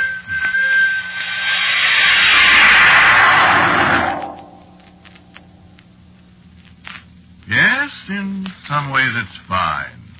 In some ways. You know, in the last 50, 60 years, I've gotten so I'm afraid to say who's that anytime. Wait a second. Did you hear anything? No, I guess she's not here. I wouldn't want her to surprise me again. I want to surprise her. It's 67 years ago that she set the wolves on that poor little red squirrel. It was once Marjorie... I've forgotten her last name. But I haven't forgotten what she did to me. They arrested me for murder. Candace let me stay in jail a whole year. I waited till the next Halloween, 1881, till a little screech owl came and perched on the window ledge of my cell. And even then, it took me half an hour to remember to say, "Who's that?" Oh, sure, yes, she was very sorry, she said. Very sorry, but I had to be punished for being unfaithful to her. Unfaithful? I never even kissed Marjorie. That witch. me, I was pretty careful after I got out of there and moved to Oklahoma. If I had any female acquaintances, I stopped seeing them along in early September. But, Donna, how would you like it if you only saw your wife once a year? And if you knew she could turn you into a caterpillar or a hippopotamus or something whenever she got miffed with you? You'd look around, too, just like I did. She nearly caught me again in Washington, D.C. That was in 1910. I'd been a good boy for nearly 50 years. Well, pretty good, or at least careful. I was standing outside the door of the Willard Hotel that Halloween night. A big moth dropped out of the darkness and lit on my shoulder. Candace likes to be a moth, I think. She appeared that way 15 or 20 times. Well, I knew at once what it was. My conscience was reasonably clear, so I just said, "Who's that?" Hello, darling. Welcome back, Candace, dear. Been a good boy. Perfect, darling. Love Candace? Mad about Candace. You better be. No, Candace. You living here now? In the hotel? I hope you like it. I've never been in Washington before. We go sightseeing tomorrow. Oh, I saw quite a lot of it. Flying in. Yes? Who's that woman? What woman? Why, Craig, darling, where on earth have you been?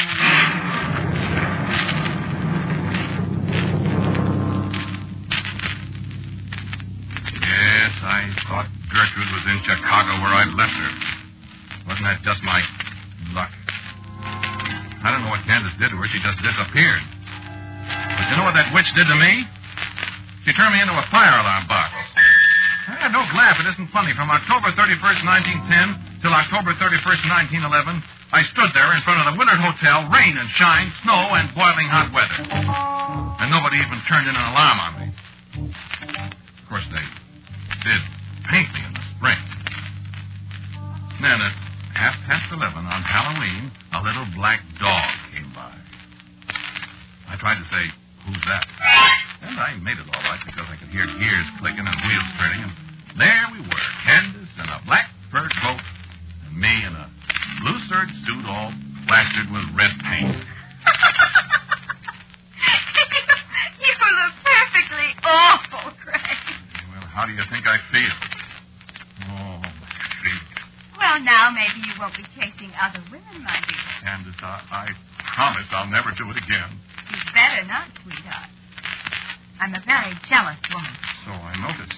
And if you think that was bad, how would you like me No, Candace, please. No. Don't tell me.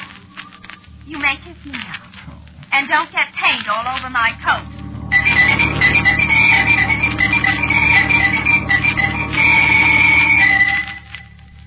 Candace can be very sweet when she wants to be. But these last 30 years, she doesn't seem to want to be very much. She spends most of the time she's here asking me questions about what I've been doing, where I've been, the people I've seen. And, friend, I'm getting awful tired of it. 253 years is a long time. A long, long time with a jealous wife. So I'm going to get rid of her. This time I'm done. No, I don't love Candace anymore. I'm afraid of her. I told you I got this job here at the university in the history department. I've got this little cottage up here in the hills where I go every Halloween. Well, I don't want Candace barging in on faculty row. Well, I'm not supposed to be married here. And you know faculty people. So, I've decided to end it all this year. I'm going to kill Candace. But that is, I hope I am. When she appears, I'm not going to say who's that. And then Alicia and I are going to be married. Oh, what? God, I didn't tell you about Alicia. Here comes Alicia now. I'd like to have you meet her. This is Alicia. How do you do? Alicia and I are going to be married. Yes, indeed. Right after Halloween. Alicia's secretary to the Dean of Women. Well, that's how I met Craig. Well, I hope you don't mean to imply I was flirting with the Dean, Alicia. Oh, goodness, no, dear. I mean, you were being introduced to her when we first saw each other. Oh, darling. I'll never forget it. Oh, I won't either. Isn't she pretty? Oh, Craig, you You mustn't talk that way to strangers. Oh, I'm sorry, dear, but you are pretty. But I'm so much younger than you are, Craig. Well, you are a little younger, dear, but that won't make any difference, will it? Oh, not to me, darling. Excuse us a second. Darling, I love you. Oh, darling, I love you. Kiss me. Oh, but they're looking, sweetheart. Shut your eyes a second, will you, please? Now, darling. Craig,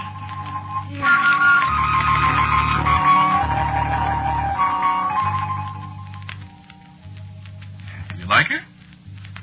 Quite a girl, isn't she? Nothing at all like Candace. Man, am I tired of Candace. Wait a second, the phone's ringing. I'll be right with you. Hello? Hello, darling. This is Alicia. Hello, dear.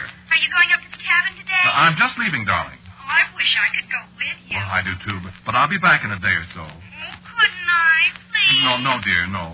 You know it can't be done. I wish I could. Well, it isn't practicable, dear. I'll hurry back. I could drive up tomorrow. I'll probably be back tomorrow. I'll miss you. I'll miss you. I just wanted to say goodbye. I love you. I love you. See you in a day or so, honey. All right.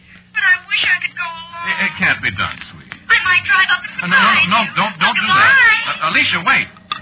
Oh, my gosh, she can't do that if she does. Hello. Get me 3412J.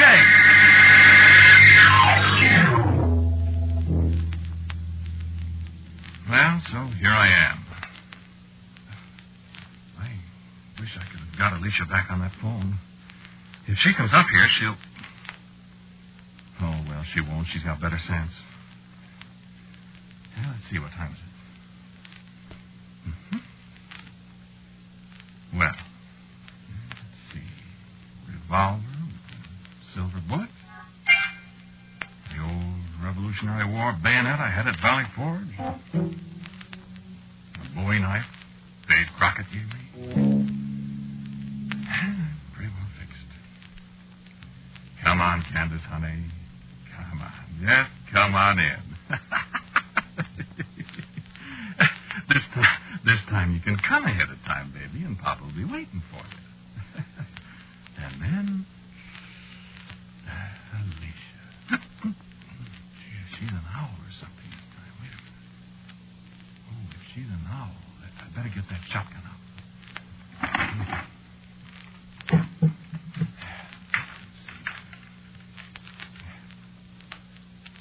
Now, Candace. Look out. What the dickens was that? Oh, a moth. A moth, eh? Well, Candace.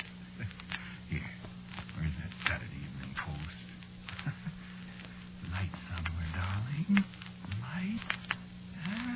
There. Oh, mister, you're not going to get away this time, sweetheart. Get away from that lamp. Get away, I say. I got you. Oh, you're not dead yet. Well, I'll... Never mind, Craig. What? Never mind. I'm going to die, all right. Who's that? It's too late, Craig. You've killed me. But haven't you forgotten something, darling? What did I forget? You forgot what I told you back there on the hill at Salem, sweetheart. You'll live just as long as I live. And when I die, you'll die. Oh. Candace, let me help you. It's too late, darling. Much too late.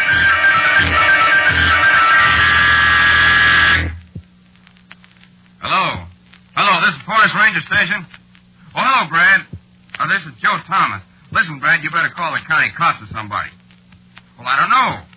Well, I'm at the little cabin halfway up Latigo Canyon. You know, the one with the red shutters? Yeah, well, I was on my way up to the station, see, and I meet this girl. Please be quiet, will you, lady? This girl and her car's busted down. Well, I picked her up, and she wants to come up here. What's your name, lady? Alicia Dean. Alicia Dean. So she's going to meet this fella here, she says, and I left her out, and I was just starting away, and I hear her scream. Scream, holler. So I stopped and went inside, and she yelled her head off. Lady, please. Yeah. I don't know, Brad. It sure looked awful strange. No, there wasn't no guy here. No. Nothing but a squashed moth. One of them big death's head moths, And a skeleton. Yeah, a skeleton. All dried up and dusty. Like it was maybe 250 years old. And that's all. Just him and the moth. Funny, ain't it?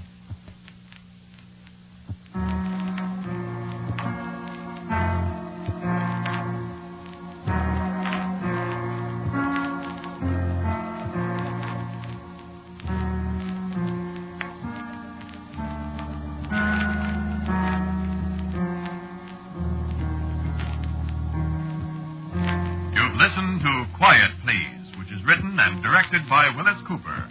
The man who talked to you was Ernest Chappell. And Jarita Bauer played Candace, Alicia was Peggy Stanley, and the forest ranger was Jim Bowles. The music for Quiet Please is composed and played by Gene Perezzo, except, of course, for our theme, which, in answer to many queries, is based on the second movement of the Symphony in D minor by Cesar Franck. Now, for word about next week's Quiet Please, here is our writer-director, Willis Cooper. Take me out to the graveyard. That's the title I've got for next week's story. Come along for the ride, won't you? So, until next week at this time, I am quietly yours, Ernest Chappell. Quiet Please comes to you from New York. This is the Mutual Broadcasting System.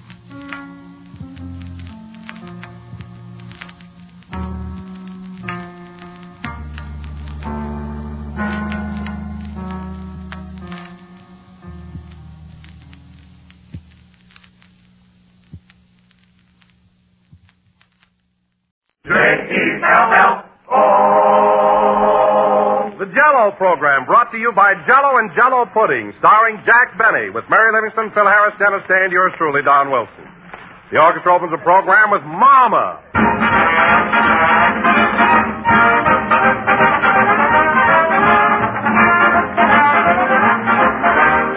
Now at last, the gelatin dessert that gives you all the flavor.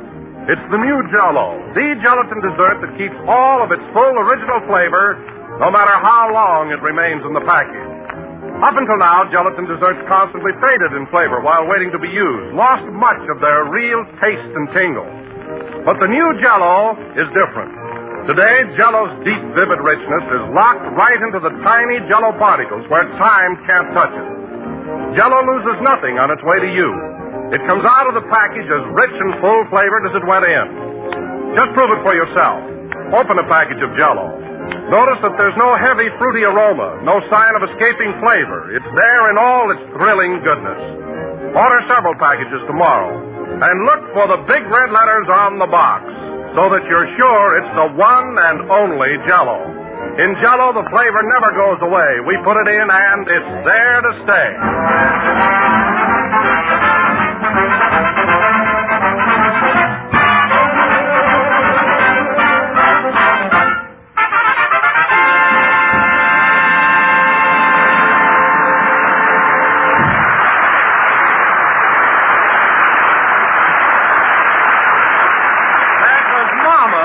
By the orchestra. And now, ladies and gentlemen, at this time, we would like to turn the clock back to last Friday night and show you what happened when Jack and the rest of our gang went out and celebrated Halloween. The time, 7:30 Friday evening. The place, Jack's house in Beverly Hills. Take it away. I don't want to set the world on fire. Rochester. I just want to go where I can get dough. Rochester, stop complaining in rhythm and help me get into my Halloween costume. The gang will be here any minute. Hand me those horns. Here you are. Pardon the ignorance, boss, but what character are you struggling to convey? My costume is very obvious. I've got on red underwear, a long tail, horns, and I'm carrying a pitchfork. Now, who am I? The man from the finance company. I am not. I'm the devil. Now, hand me that mirror. Here you are. Thanks. No, I don't like this effect. These darn horns keep slipping over to one side. The horns are all right. It's your toupee that slips. Something wrong there. I don't know why I picked out a devil costume anyway. Of course, I bought this pair of horns. I should use them. Why don't you put one of them on your nose and go as a rhinoceros? No, I can't do that. Phil Harris is coming as Frank Buck, and he'd shoot me. He'd love the excuse. I wonder if this tail is too long. Here. See who's at the door, Rochester. Yes, sir. Come in. I could have done that myself. Rochester, when I tell you... Oh, hello, Mary. Hello, Jack. Mary, this is Halloween. I thought you were going to dress up tonight. Where's your costume? I've got it on. I'm Pocahontas. Pocahontas? In a mink coat? John Smith was nice to me.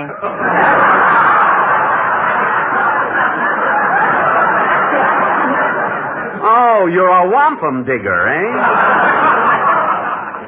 Well, at least stick a feather in your hair. Make it believable. Say, what do you think of my outfit, Mary? Don't I look like the devil? Always. I mean my costume. I'm supposed to be Satan. Had you see my horn? Well, straighten up. You look like a toad. Who ever heard of a red toad? There. Say, boss, I'm going to a masquerade party tonight myself. Yeah, Rochester, what are you going to be? I'm going to close my eyes and go with the Smith Brothers cough drop.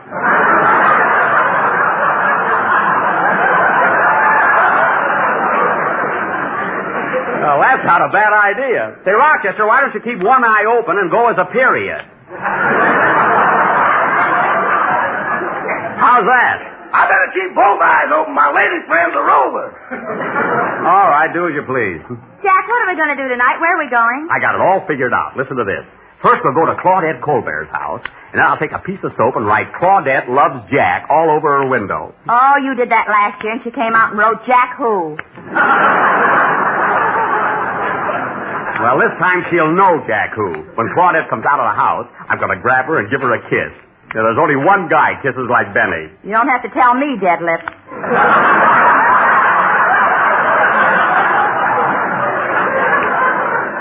Mary, I'm going to give you a good jab with my pitchfork if you don't look out.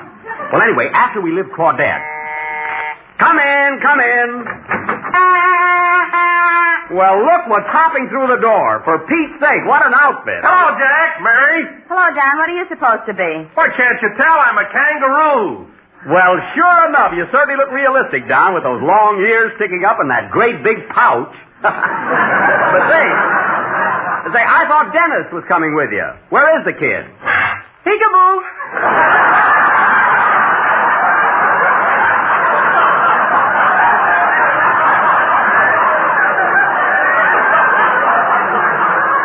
Well, I'll be darned. A baby kangaroo.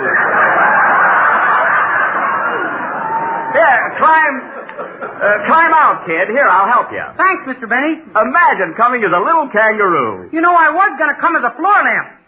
A floor lamp? Yeah, but when I screwed the bulbs in my ears, they wouldn't light up.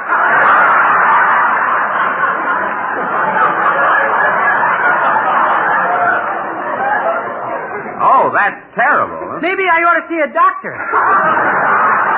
Dennis, you're not supposed to light up. You know, Mary, someday I'll have to have a talk with that kid. Huh? By the way, Jack, isn't Phil going to join us tonight? Yeah, he'll drop by as soon as he finishes night school.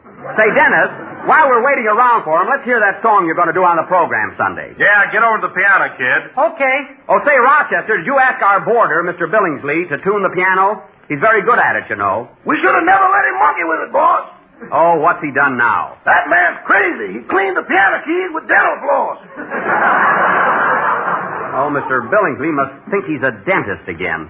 It's a fine way to clean piano keys. He said the black ones were decayed, so he pulled them out.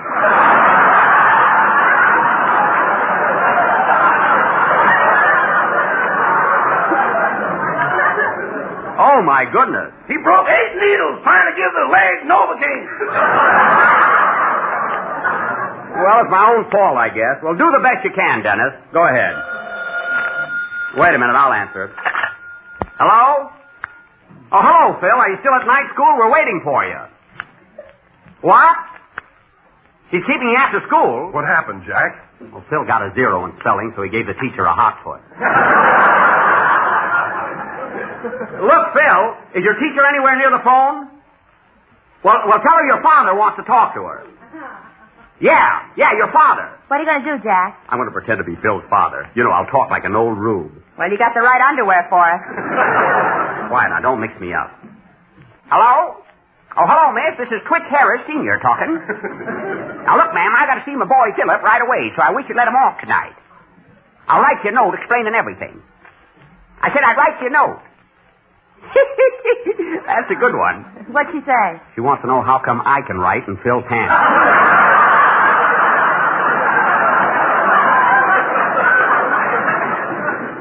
Okay, thanks a lot, ma'am. Say, what are you doing later? Well, you can't shoot a man for trying. Goodbye. Well, it's all set, fellas. Phil will be here pretty soon. You know, that teacher sure has a sweet voice. I could kind of go for her. But, Jack, you don't even know what she looks like. Anything he gets is gravy. I don't know about that, sister. Sing, Dennis. See this pitchfork, Mary? You're going to get it. Now, you let...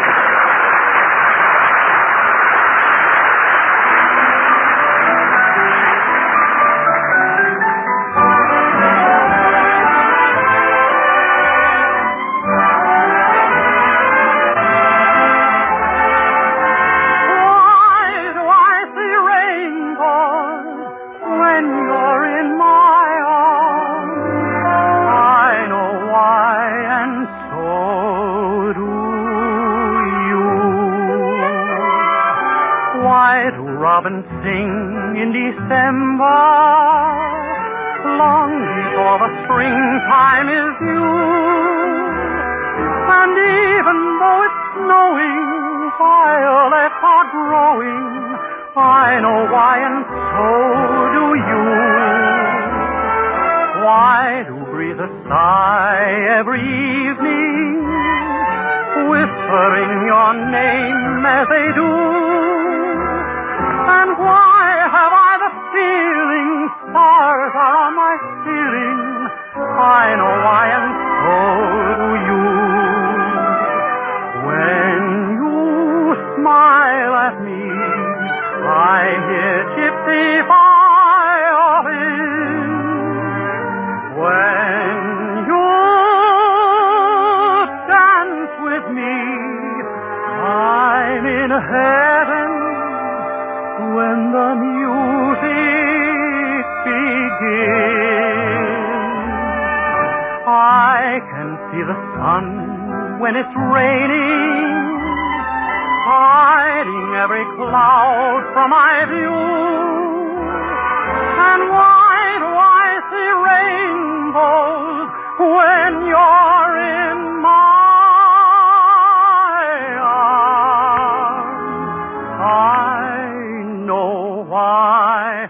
and so do you.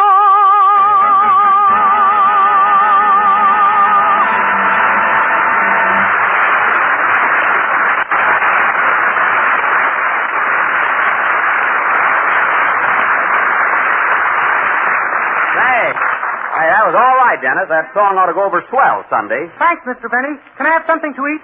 Yeah, I'm hungry, too. Haven't you got any sandwiches? I've got donuts and cider. That's all you're supposed to have on Halloween. Bring in the donuts, Rochester. They're right here, boss. Oh, yes. Here, have a donut, Mary. They're nice and fresh. I made them myself.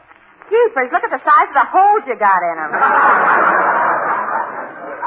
Never mind. They look like ladies' garters. Quiet, will you? Oh, what she said.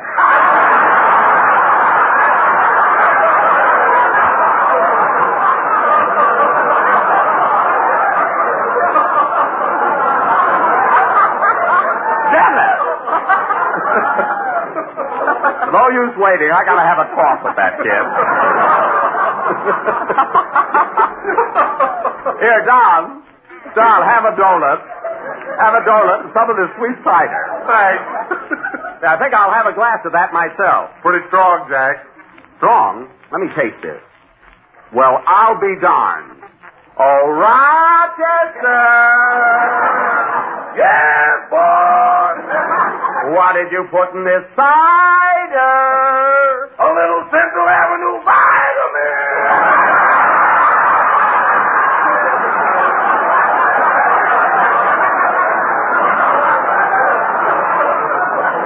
There's gin in there. Now throw that cider out the window. You ain't gonna throw mine out. Dennis, you're not drinking any hard cider. You're a baby kangaroo. Oh, I can't hop on milk. Let Don hop. Now you get back in that pouch. Okay. See you later, fellas. I'll stay there.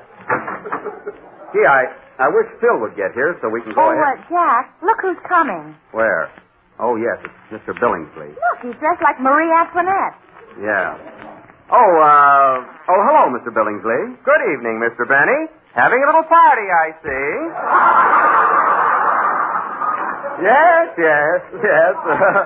By the way, Mr. Billingsley, you're dressed as Marie Antoinette. Are you going to a masquerade? No, my head aches, so I'm going to have it cut off.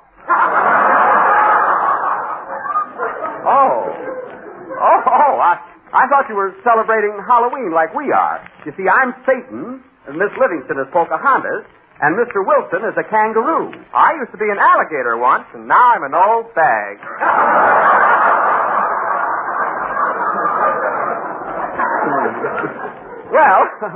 Well, see you later. Good night, Mr. Benny. Good night. That's one way to look at it.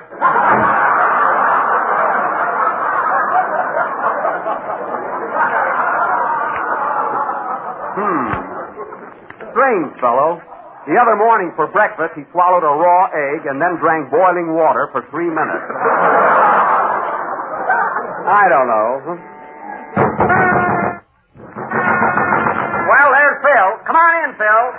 Hiya, Jackson. Hello, everybody. Oh, hello, Phil. Hi. I'm glad you got here, Phil. We want to get going. I'm sorry, but I didn't have time to put no costume on. Don't worry, your tailor takes care of that. Hey, Phil, what happened between you and the teacher? Oh, she got mad at me when we were having our spelling lesson. Oh, what was the trouble? She asked me to spell Pomeranian. Pomeranian? So I said D-O-G. Take it or leave it.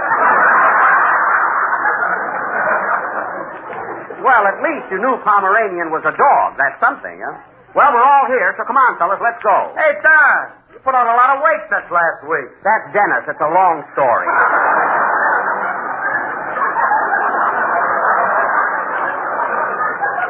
Come on, everybody, let's go. Oh, Rochester, before you leave, be sure and lock the garage so that nobody damages the Maxwell. Okay.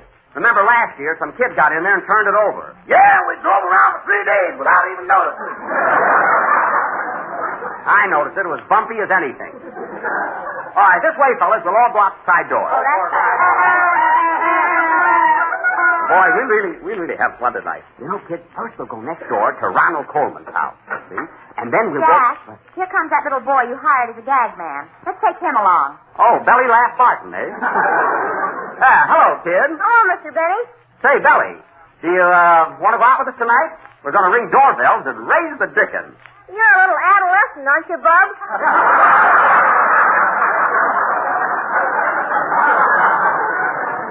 Oh, we'll enjoy ourselves. Sorry you won't come along. By the way, how's the program coming along for Sunday? If I tell you, you won't have any fun tonight. Well, get busy and concentrate. Come on, fellas. Now, I'll tell you what, kid. First, we'll sneak across the lawn to Ronald Coleman's house and put some white paint on the doorknob, see? Then we'll ring the bell, and when he comes out, we'll run like the dickens.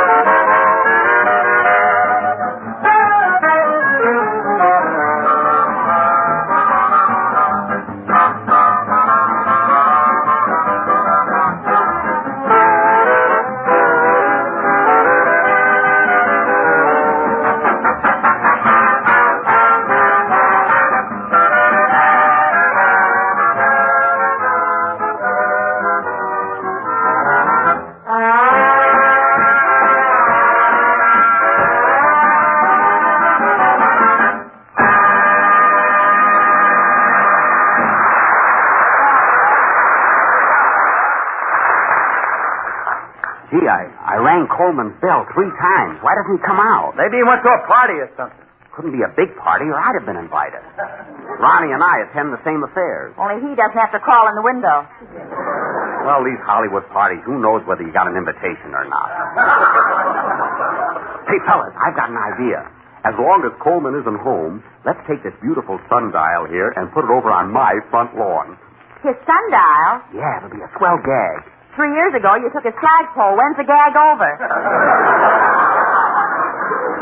Oh, get in the Halloween spirit, will you? Come on, fellas, give me a hand with this dial. Hey, Jack, look. There's a policeman walking by the house. A policeman? Uh-oh. Hello there. Is that you, Mr. Coleman? Get this, fellas. Right, Joe. Thanks for asking, old boy. Terribly decent of you. Good night. Hip, hip.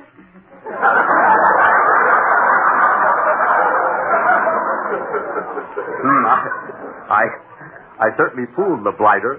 Take that donut out of your eye. You're not Coleman anymore. Oh, yes. Say, fellas, we'll never budge this sundial. It's too heavy. I'll have to phone for some movers. I'll tell you what, though. Look, let's go over to Basil Rathbone's. Does he live near here, Jackson? Yeah, right past my house on the other side of the street. Come on. Ooh, darn this tail I keep tripping on. Look at that light in my kitchen. Belly Laugh is in there eating me out of house and home. All the writers with ulcers, and I had to get him.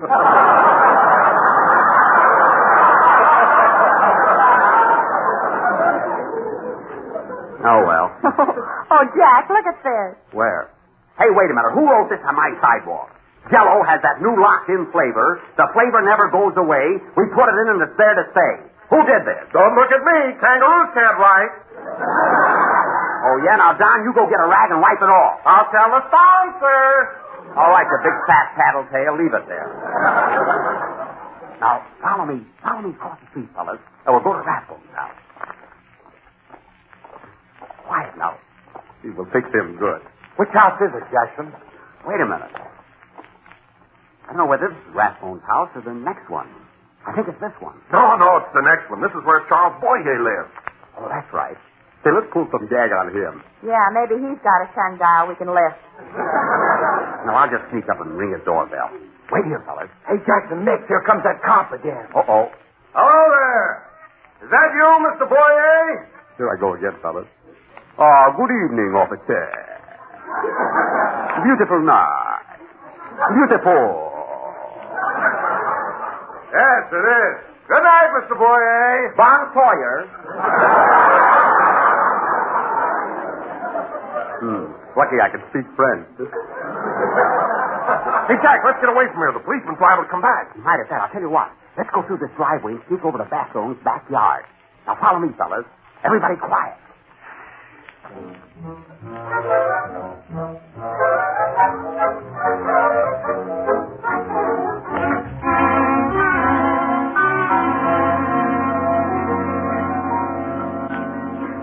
Well, here we are. See, it starts tonight. Hey, where did Phil disappear to? I don't know. Where is he, Don? He was with us a minute ago. Have you seen him, Dennis? He's not in here.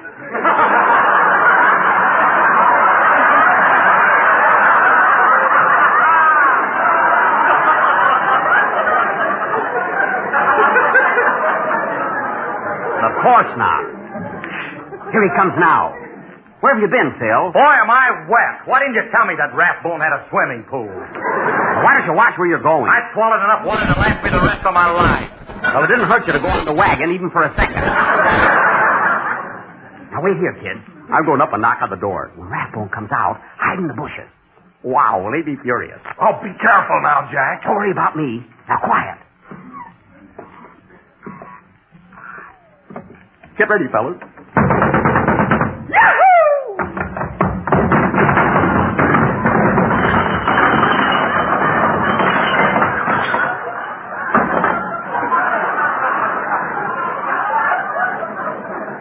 Darn those milk bottles. I hope I didn't cut myself. Am I bleeding, Mary? With what? With blood, I've got it. The idea of leaving... Horse light just went on, Jack. Quick, pick me up. Here comes Rathbone. Now, quiet, everybody. Yes. Who's there? Anybody there?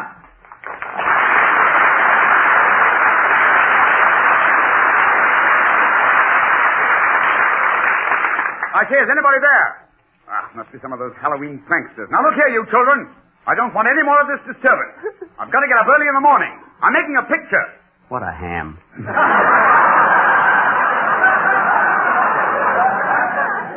While I catch you around here again tonight, I'll give you all a some good thrashing. Now, go away, all of you. Cat. Oh, boy, is he burned up. Boy, am I going to make his life miserable tonight. Wait a minute. What do you got against Rathbone? Jack hates him because he can act. That's all. I can see him imitate Boyer like I did.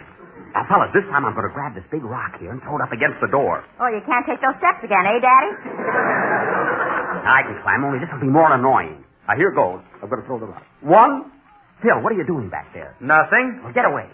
2, 3, go! Holy smoke, I broke a window. There goes the porch light again. Quick, fellas, run. He's coming out. Whoop. Well, I'll be...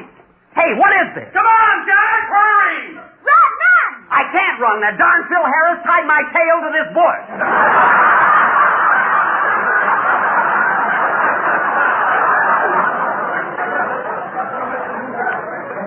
Gee, what a spot. I hope Rathbone doesn't see me. If I ever get my hands on this... Ah! Who's hiding there? Who's in back of that bush? Right now, I'd give $1,000 to be playing Salt Lake City.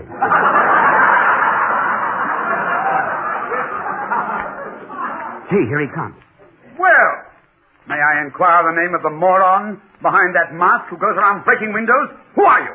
Gee. Come, man. Speak up. Stop. Basil, I'm only making the joke. It is me, Charles Boyer. Mr. Benny, your accent is revolting.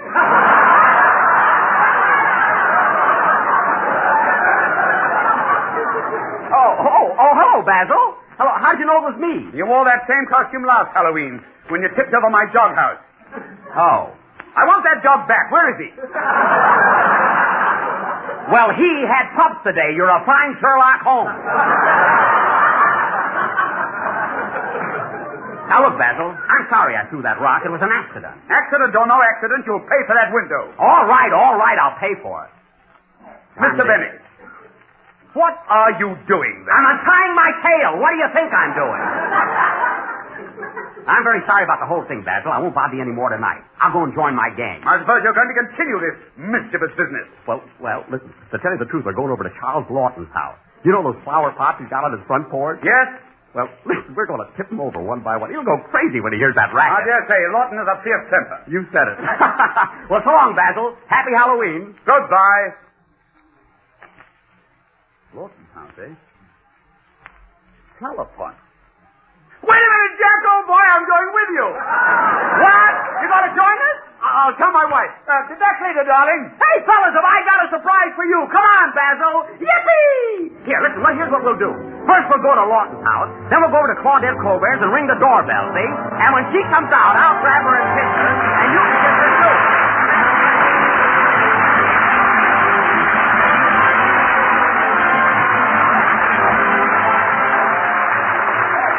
Three cheers for 3 grand puddings. Jello chocolate, Jello vanilla, and Jello butterscotch pudding. 3 delicious desserts made by the same people who make world-famous Jello. Jello puddings are puddings that even Grandma would be proud to serve. Puddings that really taste homemade. Yes, they take only just a few minutes to make. With Jello puddings, all you have to do is add milk and bring to a boil. Then cool and serve. And there, almost before you know it, you've made the family a smooth, creamy pudding with a flavor unsurpassed by any pudding you ever tasted. So don't wait another day to try these luscious desserts. Try all 3 flavors real soon. Rich, mellow chocolate, creamy vanilla, and golden butterscotch. You'll find them all equally delightful. And you'll want to keep them handy on your pantry shelf all the time. Tomorrow, order Jello puddings and see if you don't say they're just like Grandma's, only more so.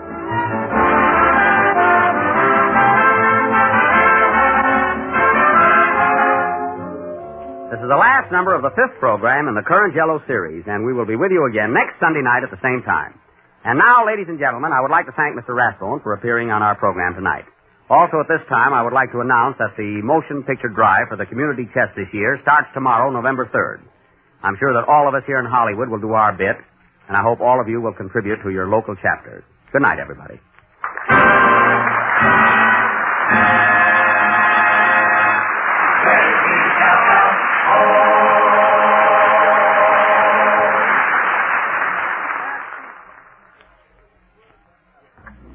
Friends, the name Jell-O is a sure sign of goodness wherever you find it, whether it's on a package of Jell-O or on a package of Jell-O puddings. Jell-O puddings are made by the same folks who make Jell-O, and like Jell-O, they're downright swell. They're simply unrivaled for smooth, luscious flavor. They're easy to prepare just as Jell-O is, and they sell for the same low Jell-O price. So tomorrow, when you order Jell-O, get Jell-O puddings in all 3 flavors: chocolate, vanilla, and butterscotch. Remember Jell-O and Jell-O pudding. This is the Red Network of the National Broadcasting Company. KFI Los... Good. Good. That's what Campbell soups are. Good. From Hollywood, the Campbell Soup Show, starring Jack Carson.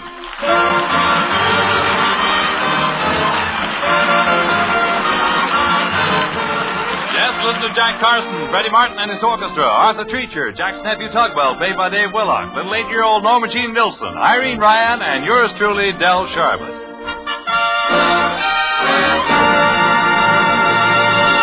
Brisk fall days just seem to call for good hot soup. And my vote at supper tomorrow would be Campbell's tomato soup. Why, the bright look of it makes you want to dip in a spoon. And when you do, that zesty tomato flavor tells you right off why this is the soup most folks like best. It's so downright delicious. Good. You see, Campbell's make it from the world's finest tomatoes, picked at their luscious best and blended with golden table butter. Why not have Campbell's tomato soup for supper tomorrow? The new pack is at your grocer's now. Well, Halloween is here again, and all the kids around 22 North Hollywood Lane are playing their usual pranks and tricks. And so, in the spirit of the occasion, we bring you a fellow who's just a kid at heart, Jack Carson.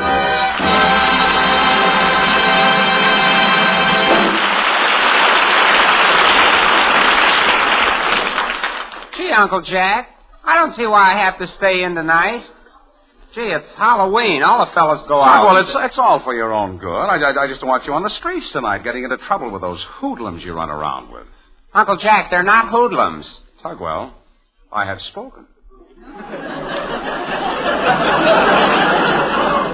Okay. Gee, why does a guy have to have a family anyway? It is true beyond doubt that an offspring's relatives are the thorns in his sorrow's crown of sorrow. Yeah. What's that? Marcus Aurelius said that. Well, that's exactly what I mean. Why do you have to run around with fellas like that?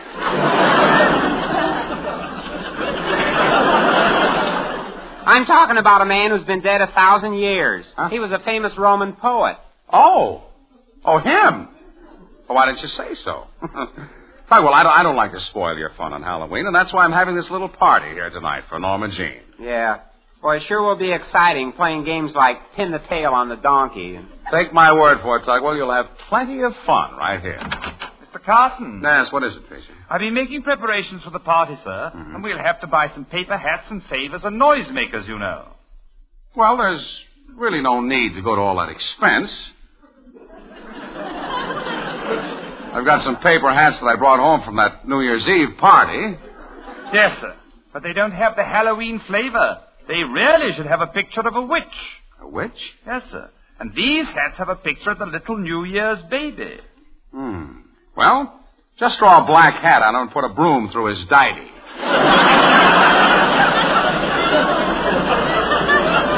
Gee, Uncle Jack, paper hats only cost a nickel apiece. Yes, I know that, Tugwell, but I always like to encourage thrift. Encourage it, sir. You enforce it. Fisher, my father always told me that a penny saved is a penny earned, and he was so right. Yeah, so when you break a nickel, it soon goes, doesn't it? But granting that to be true, sir, remember, there will be quite a number of people at the party tonight. Mm-hmm. Do you think that the 2 bottles of Coca-Cola will be enough? Yes, I think so. We've got plenty of straws.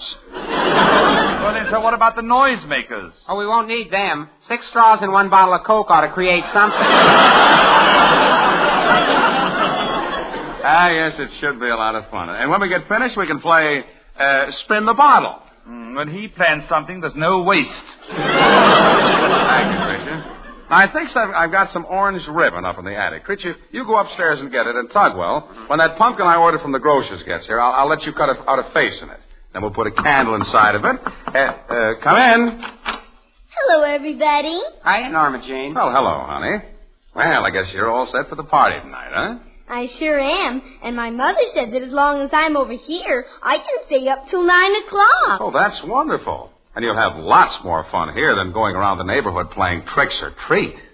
Maybe. But last year, the people who didn't want me to play tricks on them gave me money. I came home with $1.15. Well, yes, honey, but don't you think you're too big for that sort of thing now? Oh, no. The bigger kids get more money. Don't you remember? Last year you made $2.50.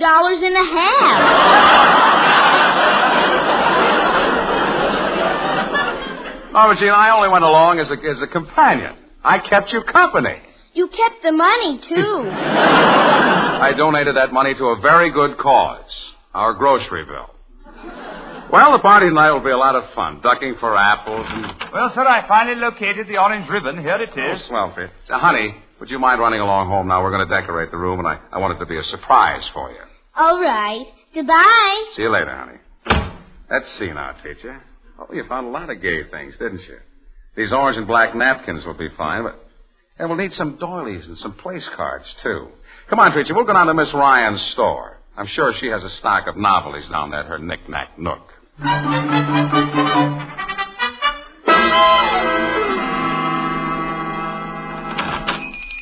Oh, hello, Mr. Teacher. Hello, Mr. Carson. How do you do? Miss Ryan, you look fine today. How are you feeling? Oh, I guess I'm about as well as could be expected. Oh, that's too bad. What seems to be the matter this time? Oh, I don't know what it is, but most of the time I feel as weak as a kitten. Well, miss, have you ever tried eating those breakfast foods that give you energy? Oh, yes. I've been eating a breakfast food for quite a while now called Atomic Cracklies. They're guaranteed to give you vitality or you get your money back. Well, didn't they help? No. And I ate 20 packages. Oh, of course you had your money refunded. No. I haven't got the strength to carry back all those empty boxes. I do the best I can, but sometimes I wonder how I get through each day. Well, I've got something I know will cheer you up, Miss Ryan. I'm giving a little Halloween party tonight, and I'd be very happy if you could come. Oh, I'd love to come. I love parties. They gave one for me when I graduated from agricultural school. Oh? It was so gay. I was elected the girl most likely to get plowed under.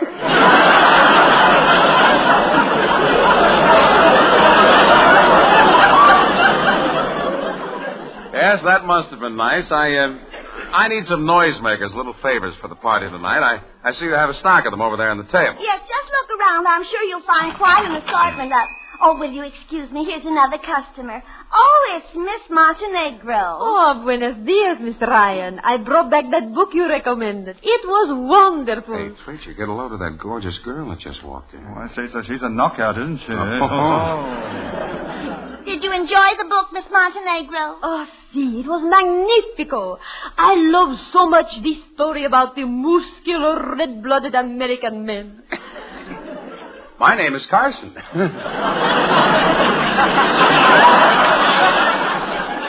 I think I like this book better than the ones I read in my country. My name is Carson. I think I like best those Western stories. It is so thrilling to read about those tall, handsome American cowboys. Anybody seen my pinto?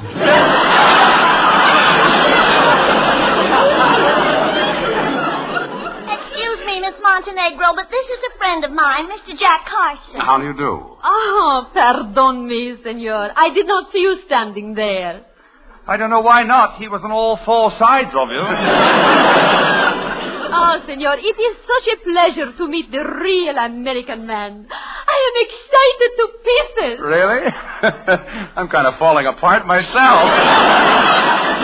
Well, senorita, this is my man, Treacher. Delighted. You know, Mr. Carson, Miss Montenegro just came up here a few weeks ago from Brazil. Oh, yes, I am not very long in this country, and I am most interested in learning the important American customs. Customs? Well, senorita, I could acquaint you with a great many of them. Tell me, have you been through the, Tunnel of Love? No. Haven't you been to the love seats at the Paramount? Or the parking lot at the Palladium?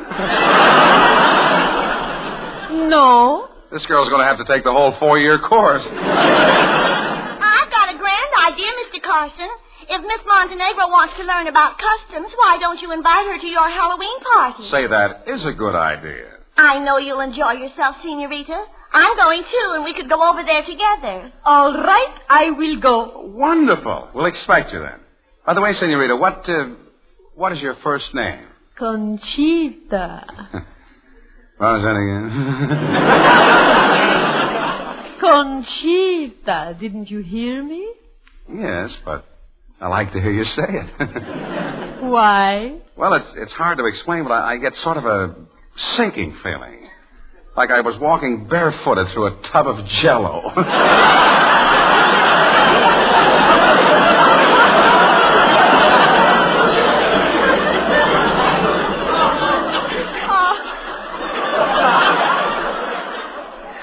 You Americans are so amusing. I must go now, but I will see you all tonight at the party. Okay, Conchita. So long. Adios, mi caballero. Hasta la noche. Oh, si. Rio de Janeiro.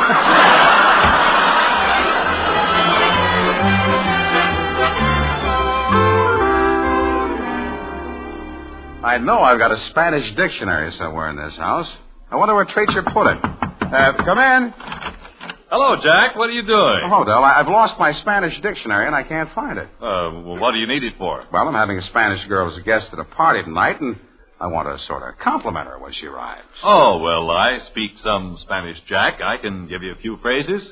You can, Del? Oh, swell. Well, when she comes to the door, just say, "Ah, señorita, tú es muy bonita y simpático. Lo mismo el magnífico Campbell's tomato soup."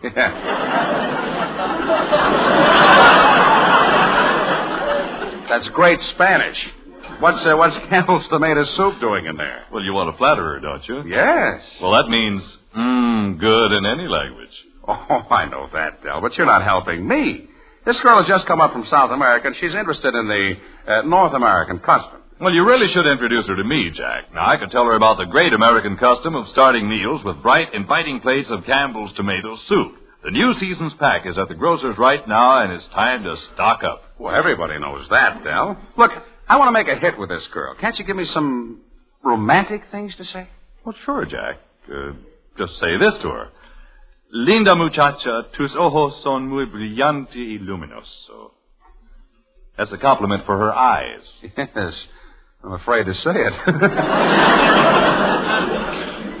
Coming from you, it probably means your eyes shine like the top of a can of Campbell's soup. Oh, Jack, you can trust me. And if you were to tell her that she has red lips... Yes? You'd lean over and whisper softly in her ear... Yes? Darling, your lips are so inviting. Like a bright, beckoning bowl of Campbell's tomato soup, brimming with a deep-down, zesty flavor of extra luscious tomatoes, plump red beauties, ripened in summer sunshine. They're blended with golden table butter, according to Campbell's exclusive recipe. Good. Thank you, Del. I don't know what I would have done without you. Oh, that's okay, Jack. If you need any more Spanish phrases, just let me know. Where will you be? Down at the grocer's. I've been helping him. He's been awfully busy since the new season's pack of Campbell's tomato soup came in. Well, so long, Jack. So long, Del. Try to make the party tonight, will you? Huh?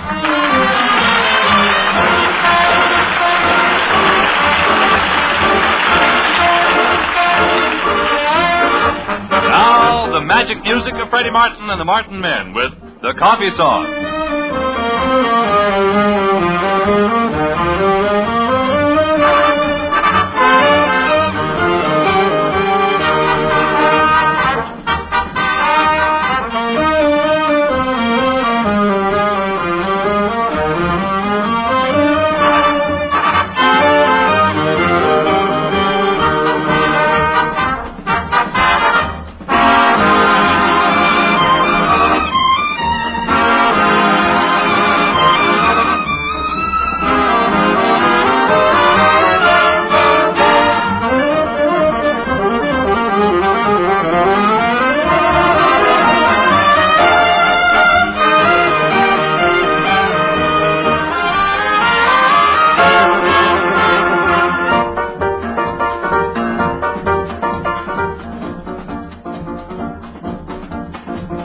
Down among Brazilians, coffee beans grow by the billion, so they've got to find those extra cups to fill.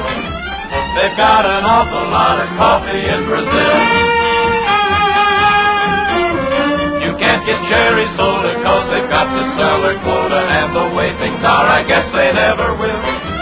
They've got a zillion tons of coffee in Brazil. No tea or tomato juice, you'll see. No potato juice, cause the planters down in San Jose say no. A politician's daughter was accused of drinking water and was fined a great big $50 bill. They've got an awful lot of coffee in Brazil. No tea or tomato juice, you'll see. No potato juice, cause the planters down in San Jose say no. So you'll add to the local color, serving coffee with a crawler. Dunking doesn't take a lot of skill. They've got an awful lot of coffee in Brazil.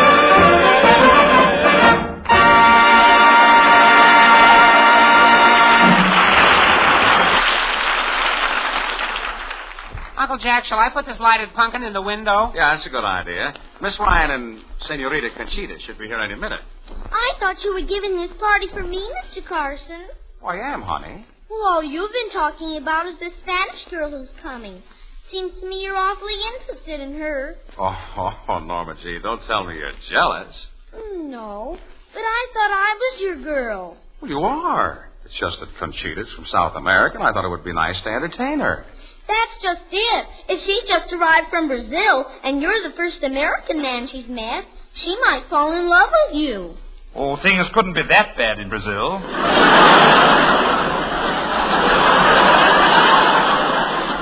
Preacher, if I'm not asking too much, would you please put the place cards around the table?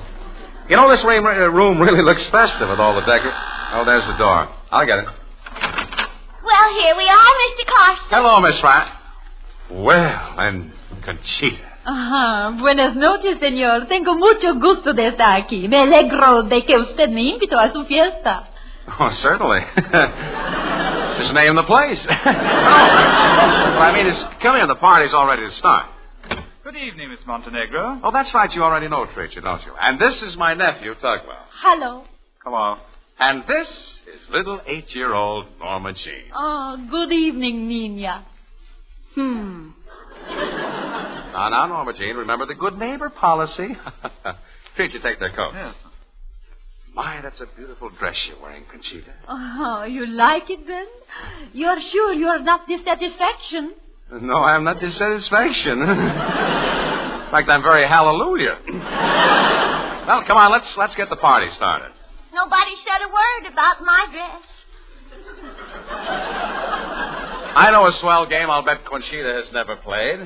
The dress is made out of taffeta. It makes a swishing noise when I walk. How about playing musical chairs, Uncle Jack? Well, I was thinking more. I bet I'm the only one here with a rustle in my bustle. Oh, pardon me, Miss Ryan. Yes, it is a very nice dress. Now, the first game we'll play, Senorita, is a real old American game. It's called Spin the Bottle. Spin the bottle. Yes. What kind of game is this? Well, it's sort of a kissing game. When I was a girl, we used to play post office. When you were a girl, they didn't have post offices.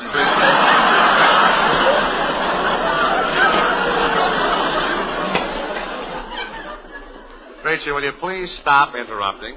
Now, where was I? Oh, yes. Conchita, you see, this is a real party game. I spin the bottle, and whichever girl it points to gets kissed. And if I spin it just right, senorita, it might point to you. Uncle Jack, are you going to use that loaded bottle again this year? It has nothing to do with it. Aren't we all supposed to sit down on the floor in a circle? Oh yes, honey, that's right. How about letting Mr. Treacher spin the bottle first? Oh, I really don't think so. Go ahead, Treacher. It's all in fun. Very well, sir. Here it goes. Oh, look, it's pointing right at Miss Ryan. It is? Yes. Well, what other game shall we play?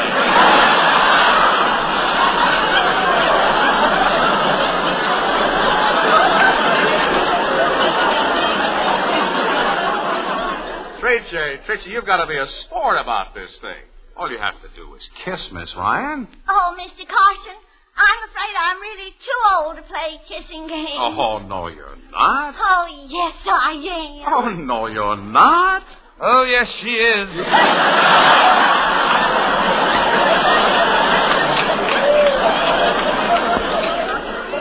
Oh, you know, this is a wonderful game. Could I spin the bottle? Sure, go ahead, Conchita. Well, what do you know? It's pointing right at me. Now, how did that happen? You shoved me out of the way. So I was joking. Well, Conchita, it's time to pay the forfeit. You mean I am to kiss you? That's right. All right. I will give you a real South American kiss. First, I come close to you like this. And then I put one arm around your waist like this. And one arm around your neck like this. And then I draw you near to me. Well? South America, don't ever take it away.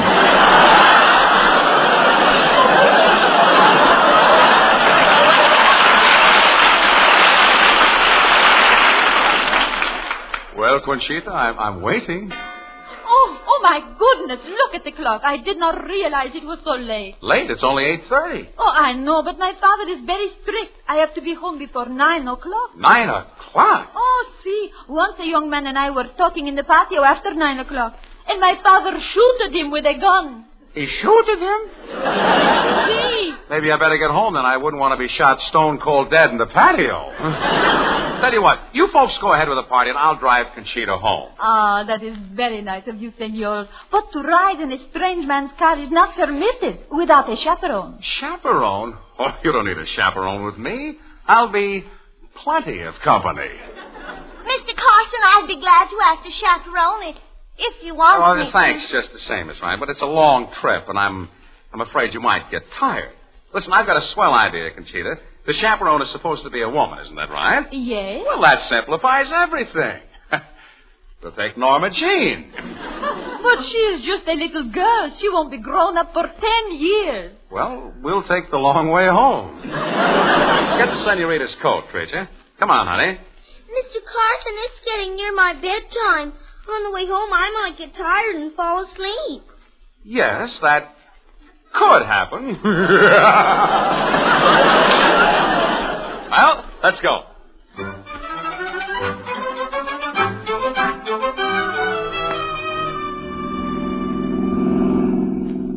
Are you comfortable, Conchita? Oh, si, senor. It is a little chilly tonight. Do you mind if I sit close to you? Oh, no, it's more cozy that way.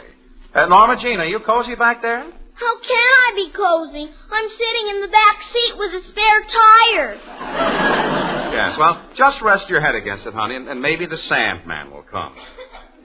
Sure is a beautiful night, isn't it, Conchita? Ah, yes. It makes me so sorry that I have to go home. Are you really sorry? Oh, yes, I am. Mr. Carson, why do I have to keep looking out the back window? Well, honey, I explained that to you. I want you to watch and see that nobody steals any gasoline out of the tank. But how could anybody steal gasoline while we're moving? That's exactly what you're watching to find out. Oh, well, if you don't want to do that, why don't you just curl up and try to take a little nap? All right.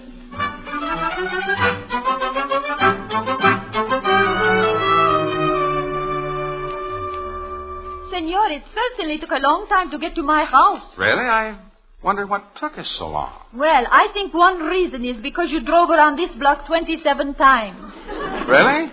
Only seemed to me like 26 times. You know, I did that because I wanted Norma Jean to go to sleep. And it worked, too. She's sleeping as peacefully as can be.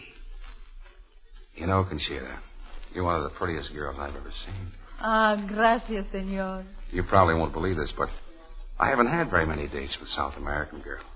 He hasn't had very many dates altogether. Norma Jean, will you please try to go to sleep, honey?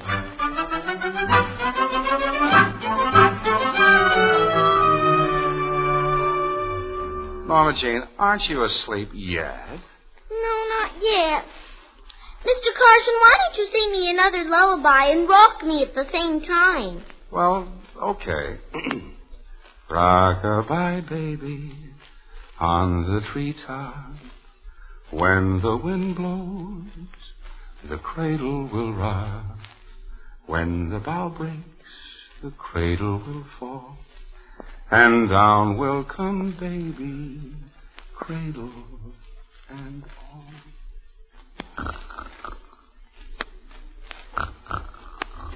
Well, I bet it worked that time, didn't it? Yes, Conchita must have been very tired.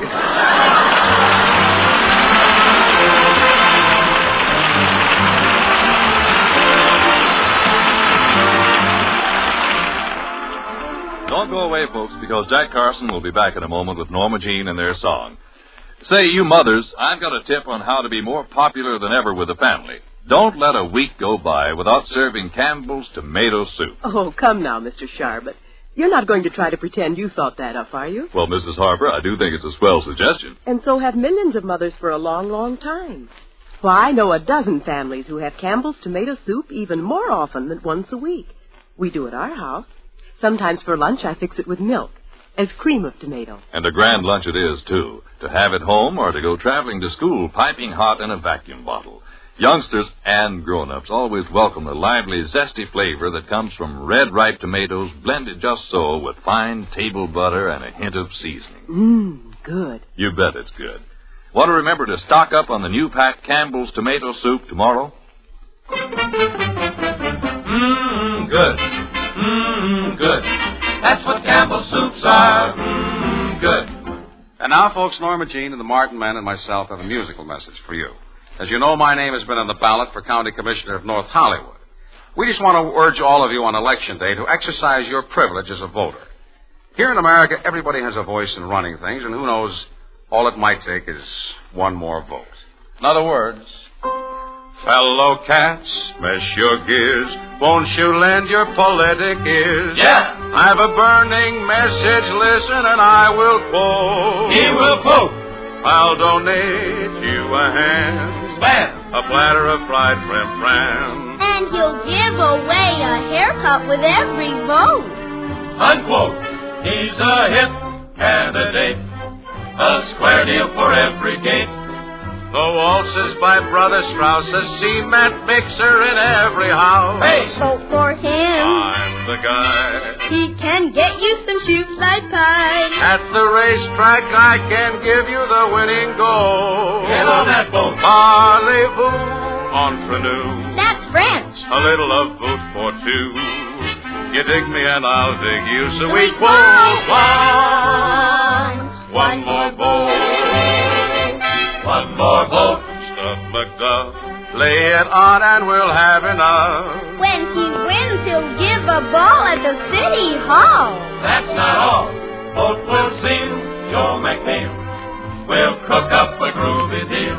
Get the feeling everybody is 8 feet tall. 8 feet tall. All you kids, tell your folks, each Mr. and Mrs. Doe, That's us. to go down and make their choice. And let the government hear your voice. Yeah. Mark your X in that square. Tell your neighbors to all be there. Tell your cousins, uncles, sisters, and brothers, too. Even Kilroy. Make 'em vote, drag 'em in. That is. Remember, it ain't no sin. Somebody has got to win. So we vote one more vote.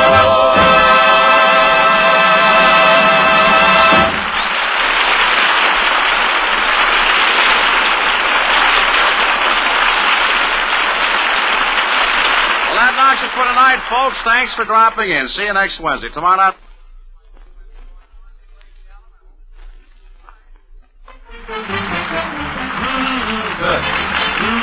Good. That's what Campbell's are. This is CBS Columbia Broadcasting System.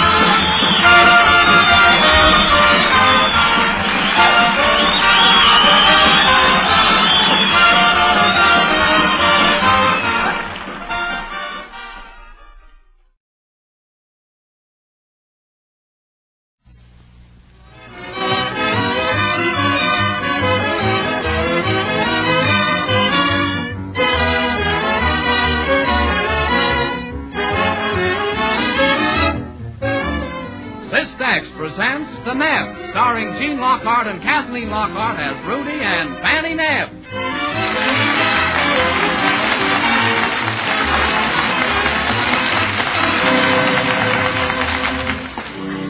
The Nebbs, straight from America's famous comic strip, with Junior, Obie Slider, and all the others you've laughed and adventured with for 22 years. Well, the autumn leaves are a riot of color. Pumpkins are ripe on the vine. Shocks of corn are stacked in the fields to dry. And there's something doing in the Nebb house. Rudy, Fanny, and Junior are getting ready for Halloween. Oh, so round, so firm, so fully packed, so... Oh, Rudy, take your head out of that pumpkin. Do you want to scare Junior? Pop doesn't scare me, Mom. He looks better that way. Junior.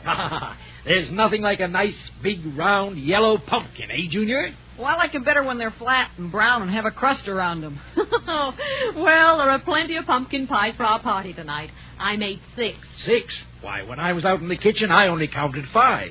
Well, that's funny. When Pop came out of the kitchen, I only counted 4.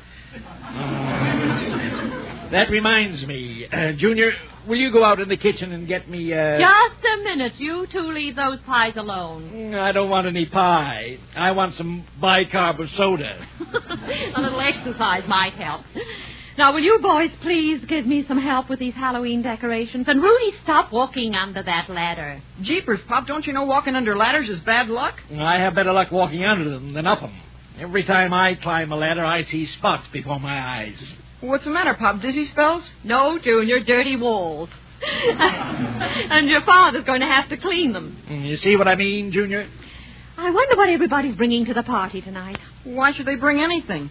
What did Pop do, kid him into thinking this was Christmas? Oh, I suppose it's a habit left over from the war, Junior. I planned a buffet, and everybody insisted on bringing a dish of some kind. And I'll bet your Cousin Amby Potts will bring a bag of stale peanuts. Gee, Pop, you talk like Cousin Amby's as stingy as old Scrooge. My boy, your Cousin Amby Potts gave Scrooge lessons. Oh, now, Rudy, don't be too hard on Amby. Yeah, I remember last Halloween when he came over, he brought an apple. That's right. Amby was feeling kind-hearted last year. He wanted to give the worm a ride. Now you boys break it up. Junior, I want you to run over to the store for me. Here's a list of the things I want. Okay, Mom, but I gotta hurry. I got a date with Donna. Rudy, look, isn't that Amby wobbling up the walk? Oh, must be. Too tall for a duck. Come in. Hello, Fanny. Hello, Rudy. Hell, Amby, it's awfully nice to see you. Yes, it's also nice when we don't. Same to you, Rudy. What's all the decorating for? We're having a party, Amby. Didn't you know it's Halloween? He probably thinks Halloween is the time you take a calf away from its mother. Pipe down, Rudy. Halloween's for kids. All they do is run around ringing doorbells. No, Amby. Blackmailing people by yelling tricks or treats, pushing over Amby. fences. Amby, you talk like you're soured on the world. Sour is right. Amby's the only lemon I ever saw that didn't grow on a tree. And you're the only monkey I ever saw who couldn't hang by his tail from one. Touche. Huh? What's touche? Well, it isn't a hand lotion. Everybody's coming over tonight, Amby. Obie Slider and her. And so? Maybe I'll be over. And they're all bringing something. Oh, maybe I'll stay home. Oh, you must come, Amby. You'll enjoy it.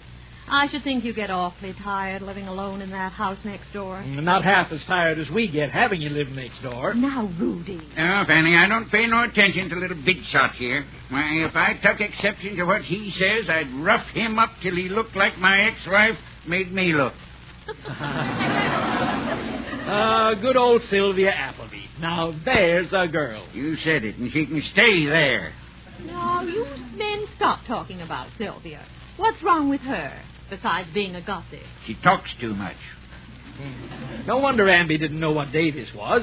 Why, when he was married to Sylvia, every day was Halloween at his house. Well, anyway, the witch was there. Amby, too bad you don't have a nice family. You'd be a different man. Well, maybe, Fanny. I reckon I do envy you and Rudy sometimes. Guess I'd take an interest in such things as Halloween if I had some children and a good wife to cook for me. Why, Amby, wasn't Sylvia a good cook? The only thing she could cook good was my goose.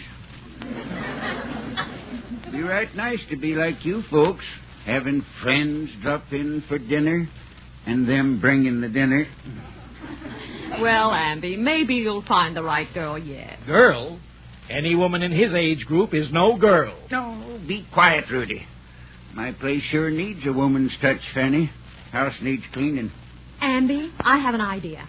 Why not leave your key with me, and I'll go over and tidy up things a bit. Would you, Fanny? You bet I will. Well, now, that's mighty nice of you. Here's the key. When you finish, just lock up the place and have Junior drop the key off at my office. All right, Amby. Well, guess I'll be going. You'll be around for the party tonight, won't you, Amby? Sure. See you later. As long as it don't cost nothing. Goodbye, Amby. Rudy, I've got a wonderful idea. Yes? What? I feel sorry for poor Amby. Let's take all the food and decorations over to his house and surprise him with a real Halloween party over there. My, that is an idea. It even gives me an idea. Yes, what? I'll take a jack-o'-lantern, fill it full of water, put it up over his door, and when he comes in, it'll spill all over him. Oh, Rudy Nebb, you'll do no such thing. Boy, I can see the headlines in tomorrow's paper. Amby Potts gets Duncan in pumpkin. Rudy. Amby Potts washed by a squash.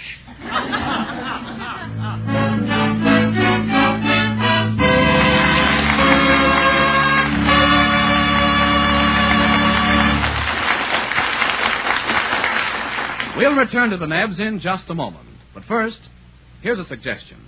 If you're a wife or a mother, take a good look at your menfolk. Do you notice signs of nervousness, circles under the eyes, worry, and overwork? Do they complain of sleep being interrupted, nervousness, or rheumatic pains? Ask yourself, does my husband look years older than he actually is? These symptoms may be caused by excess acids and poisons which should be removed through the bloodstream. When there is nothing organically or systemically wrong, the medicine called Cystex, Cystex, usually goes to work right now, helping nature clear away excess acids and poisons. So if you're run down and not up to par, why don't you try Cystex? You must discover Cystex to be a quick and easy way to help remove excess acids through the blood and to gain increased vitality and better sleep, or your money back is guaranteed on return of empty package. Get Cystex, Cystex, from your druggist today, and take it as directed with a glass of water after each meal. See how much better you feel tomorrow.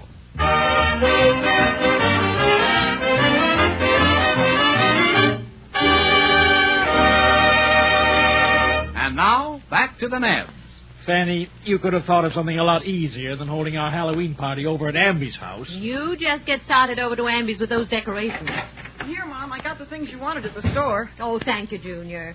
Junior, give me a hand with these pumpkins. We're moving everything over to Amby's house. But, Pop, I've got a date. Buck's coming by for me in a minute. Fine. He can help, too. But jeepers, Pop. We got to pick up Donna and drive out in the country for a load of pumpkins. Donna wants them for the Girl Scouts Halloween party. Now, Junior, Girl Scouts are for girls. Oh, yeah? Get hep, Pop. Get hep. I think it's real nice of Junior to help them with their party. After all, this is National Girl Scout Week. And I'm scouting for them all week, too. Come in. Hi, Buck. Hello, Buck. Good morning, everybody. Oh, aren't you a little mixed up, Buck? This is afternoon. Oh, but I haven't had any lunch. Why, Buck, you must be starved. Can I get your sandwich? Oh, thanks, Mrs. Nebb. I'd like to have just some plain rye bread. Is that all, Buck? Well, if you insist, I'll have a little something between it. How about a sandwich with rye bread, cheese, and mayonnaise?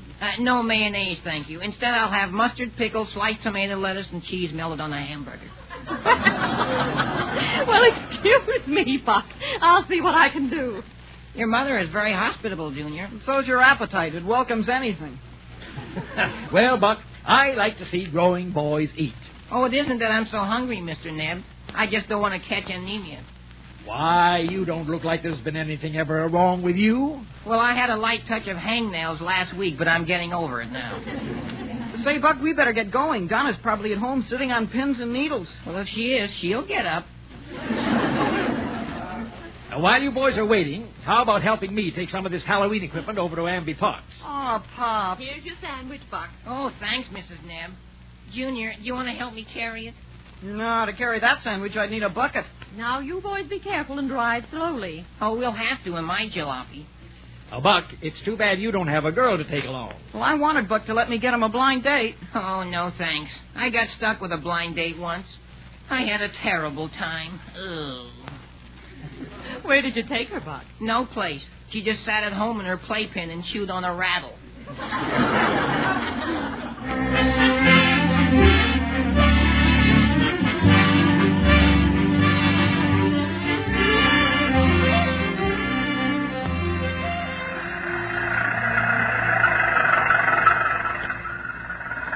Well, Donna, I hope we got enough pumpkins for your Girl Scout party.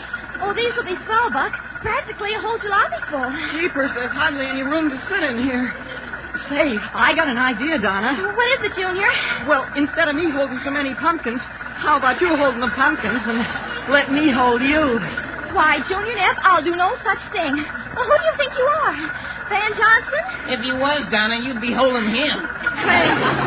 Hey, gang, look. It's beginning to rain. I thought I felt some mist on my face. Oh, it isn't raining. It's just the radiator steaming up. Oh, Buck, radiators don't have cloud bursts. It's rain. Well, if you don't believe it's the radiator, look at Donna's face. It's beginning to rust. You should talk, Buck. You look like you've been hit in the face by a big, juicy freckle. Well, once we get up this grade, we'll soon be home and we can get cleaned up. Golly, we aren't out of sight of the pumpkin field yet. It's just back down the hill. Oh, now what? Buck, I think you've got carburetor trouble or something. Is that just another way of saying we're out of gas? Oh, we couldn't be, unless that leak's come back in the tank. Junior Nebb, after all the times we've been out together, are you trying to pull that low wheeze about being out of gas? Well, it's not me that's out of gas, Donna. It's Buck's jalopy. And even I'm more romantic than to deliberately run out of gas with a car full of pumpkins. Well, Buck, it's awfully silly not to check everything before you start out on a trip like this. Well, I did check everything. I stopped that gas leak only yesterday. After this, I'll believe the radio. This wartime chewing gum is inferior.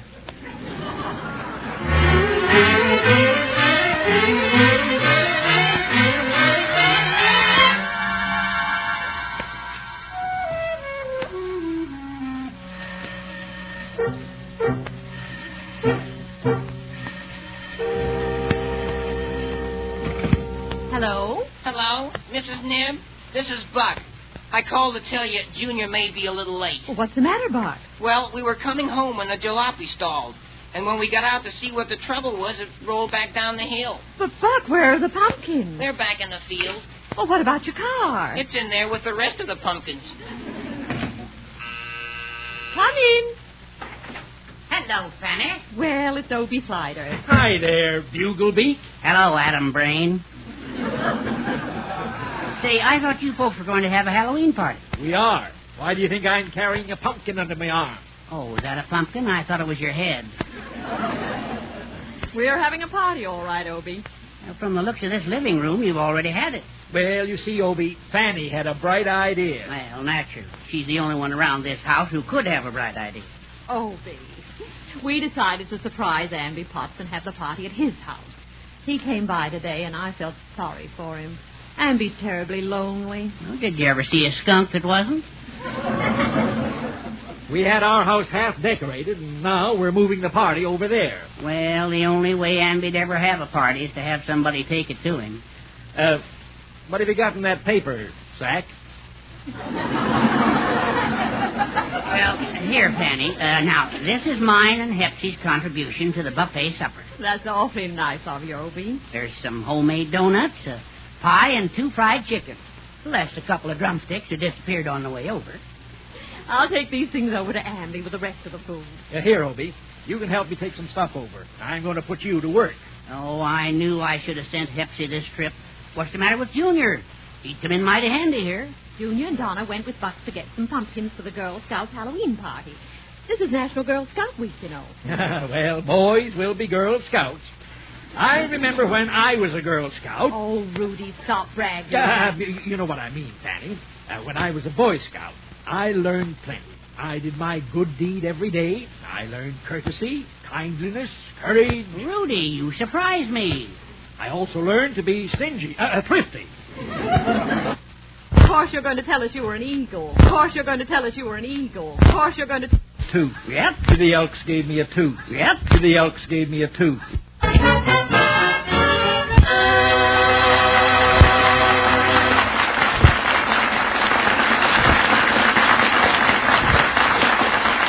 The Nebbs will take their party to Amby's house in just a moment. But first... Ask your doctor, and he's likely to tell you that a high percentage of people don't drink enough water. So here's a health tip. Drink a glass of cool, pure water after every meal. At the same time, take 2 tasteless sugar-coated little tablets of Cystex.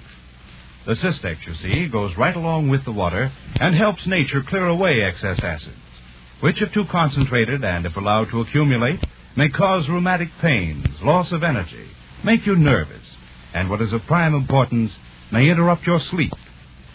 So if you feel tired, run down, and old before your time, why don't you try taking Cystex? Cystex with a full glass of water after each meal. When there is no organic or systemic cause, Cystex usually goes to work right now, helping nature eliminate excess acids and poisons through the bloodstream. And this aid to nature in filtering and cleansing the blood may bring more restful sleep, an almost unbelievable increase in aliveness and vitality, a new spring to your step, a sparkle to your eyes, actually make you look and feel years younger. This much is certain. Cystex must satisfy you in every way, do far more for you than you expect, or you simply return the empty package and your money back is guaranteed. So get money back guaranteed Cystex. Cystex from your druggist today. Take it with a glass of water after each meal. See how quickly it puts you on the road to feeling like new again.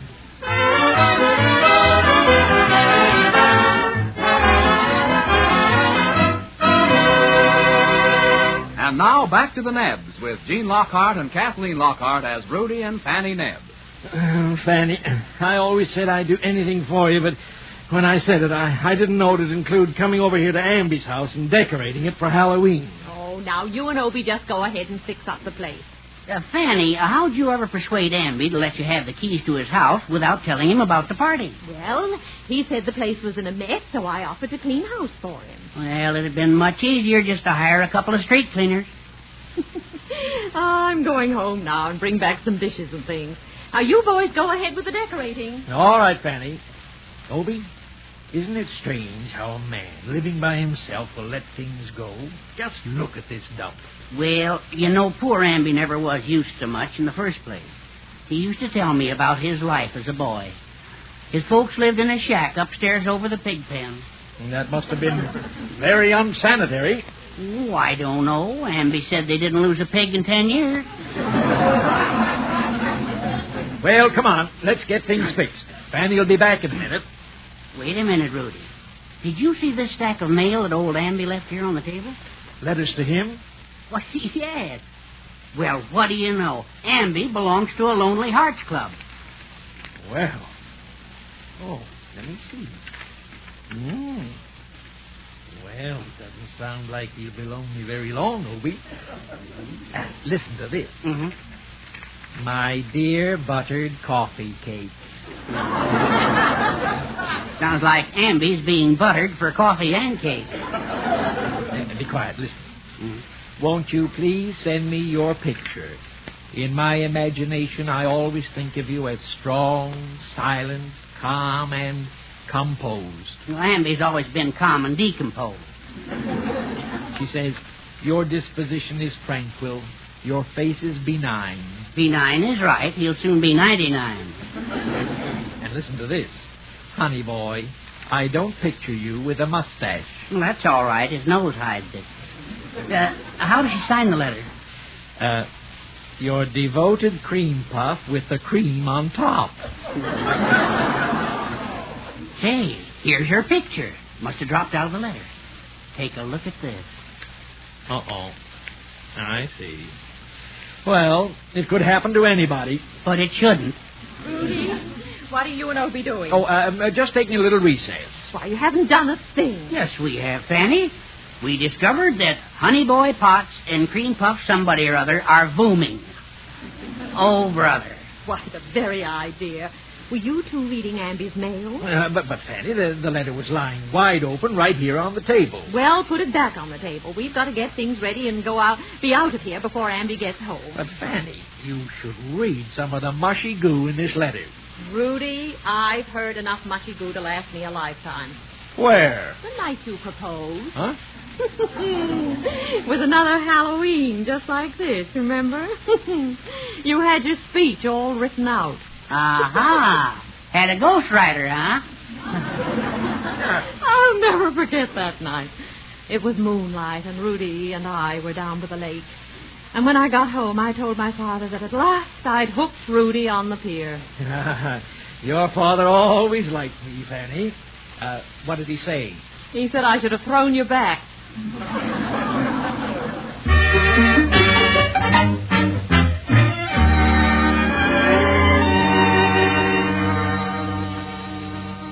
Well, at last, everything's done. Amby'll certainly be in for a surprise when he gets home. I locked up that moth-infested shack of his. Here's the key. Junior, I promised Amby I'd send him the key. Will you run down to the bank and give it to him? Oh, sure, Mom. Right away. Come in.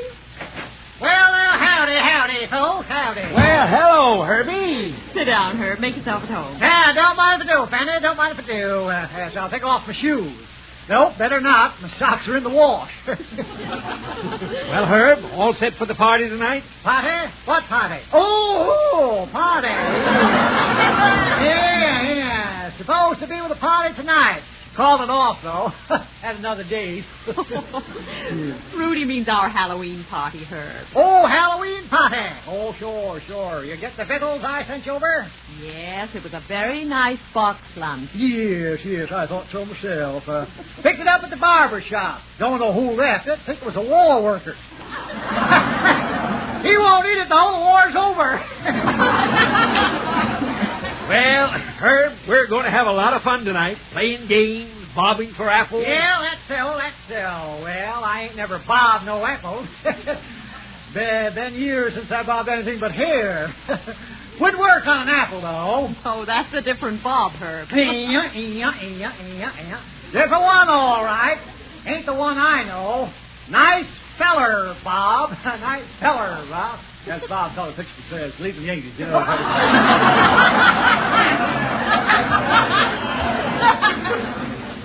Now, why don't we talk about something we can all get together on? Why, now, say something now and get together tonight. Yes, sir. Been talking about something all day in the barber shop, though, while the blizzard's slowing down over here.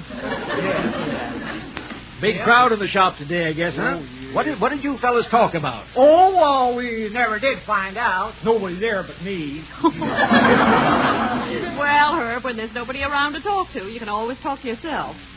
Talking to himself might make people start asking questions, especially in Herb's case. Yeah, already done that. Always ask myself a lot of silly questions. Funny thing, always gets silly answers. Herb, what you need is a good home and a good wife to look after you. Some girl who'd be a real companion. Yes, just try and find such a character. Oh, might be done yet, Rudy. Thought I had just such a girl once. Yep. Bumped into her down at the department store. Took her home that night. Yep, big disappointment, though, big disappointment. Wasn't she the right type? Oh, gosh, no. Missed it by a mile. Oh, yeah. Turned out to be a dress store dummy. Seen worse shape, you know. By the way, Herb, I found out Amby Potts is corresponding with a prospective bride. Prospective bride, you say? Never thought he'd take them prospecting. Well, it looks like the real thing. They're writing love letters. Yep. Trouble with that is, next step after writing love letters is writing checks. Yep. I used to get love letters myself. Nothing ever came of it, though. Why, Herb, I didn't know you were romantic. Oh, sure. World's worst. This girl I wrote to was in poor health. Though spent the time in a sanitarium. Used to write me mighty pretty love letters. A sanitarium, huh? Who was she, Herb? Oh, I never did learn her last name, Rudy. Always sort of signed her name letters, just plain Josephine. That's a nice name, Josephine. Yeah. She had a nice name for me, too. Always called me Napoleon. Well, see you at the Halloween party. Bye.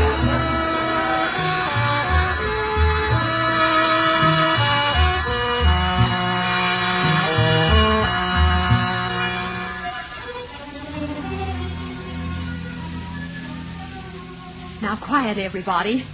Let's sneak up to Amby's door and burst in. I bet the old coot's getting a kick out of this Halloween. Oh, his lights are on. I lighted the candles and those jack-o'-lanterns before I locked up the place this afternoon. Oh. Well, mental lapse. Open the door easy like. Okay. Why, it's locked. Guess he's afraid somebody will come up and yell trick or treat. He calls that blackmail. Amby's probably back in the kitchen sampling our buffet supper. Shouldn't do that, though. Ain't sometime we all get that. You don't suppose he's mad because we decorated his house for the party, do you? I'll get his attention. Amby Potts, open up this door. He can't hoard our food like this. We brought enough grub over here to last him all winter. Well, maybe that's why he won't let us in. He's going to hibernate. Hey, Pop. Yes, Junior? Well, I gave Cousin Amby the key, and he said he'd be here later. Here's a note of thanks for cleaning up his house. Oh? What does Amby say, Rudy? It says, Dear Fanny and Rudy, Happy Halloween. Keep an eye on my place until I get there. I'll be out of town for the weekend. I'm looking for a cream puff with the cream on top.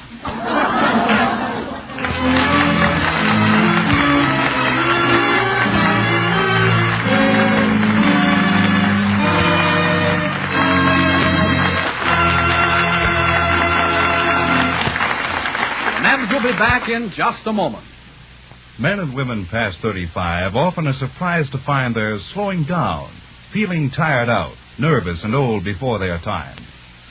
Most of these people do not realize that the underlying cause of their troubles may be an accumulation of excess acids and poisons, which should be removed through the bloodstream. They do not realize how much younger, stronger, and better they might feel by helping nature correct this condition. When there was nothing organically or systemically wrong, the medicine called Cystex, Cystex, usually goes to work right now, helping nature clear away excess acids and poisons through the blood. Stimulating this natural cleansing and purifying action may easily bring you new energy, vitality, and joy in living. So if your sleep is interrupted and you feel nervous, run down, or suffer from rheumatic pains in muscles and joints, why don't you try Cystex? You must discover Cystex to be a quick and easy way to eliminate excess acids through the bloodstream and to gain increased vitality and better sleep, or your money back is guaranteed on return of the empty package. So get Cystex, Cystex, from your druggist today, and take as directed with a glass of water after each meal. See how much better you feel tomorrow.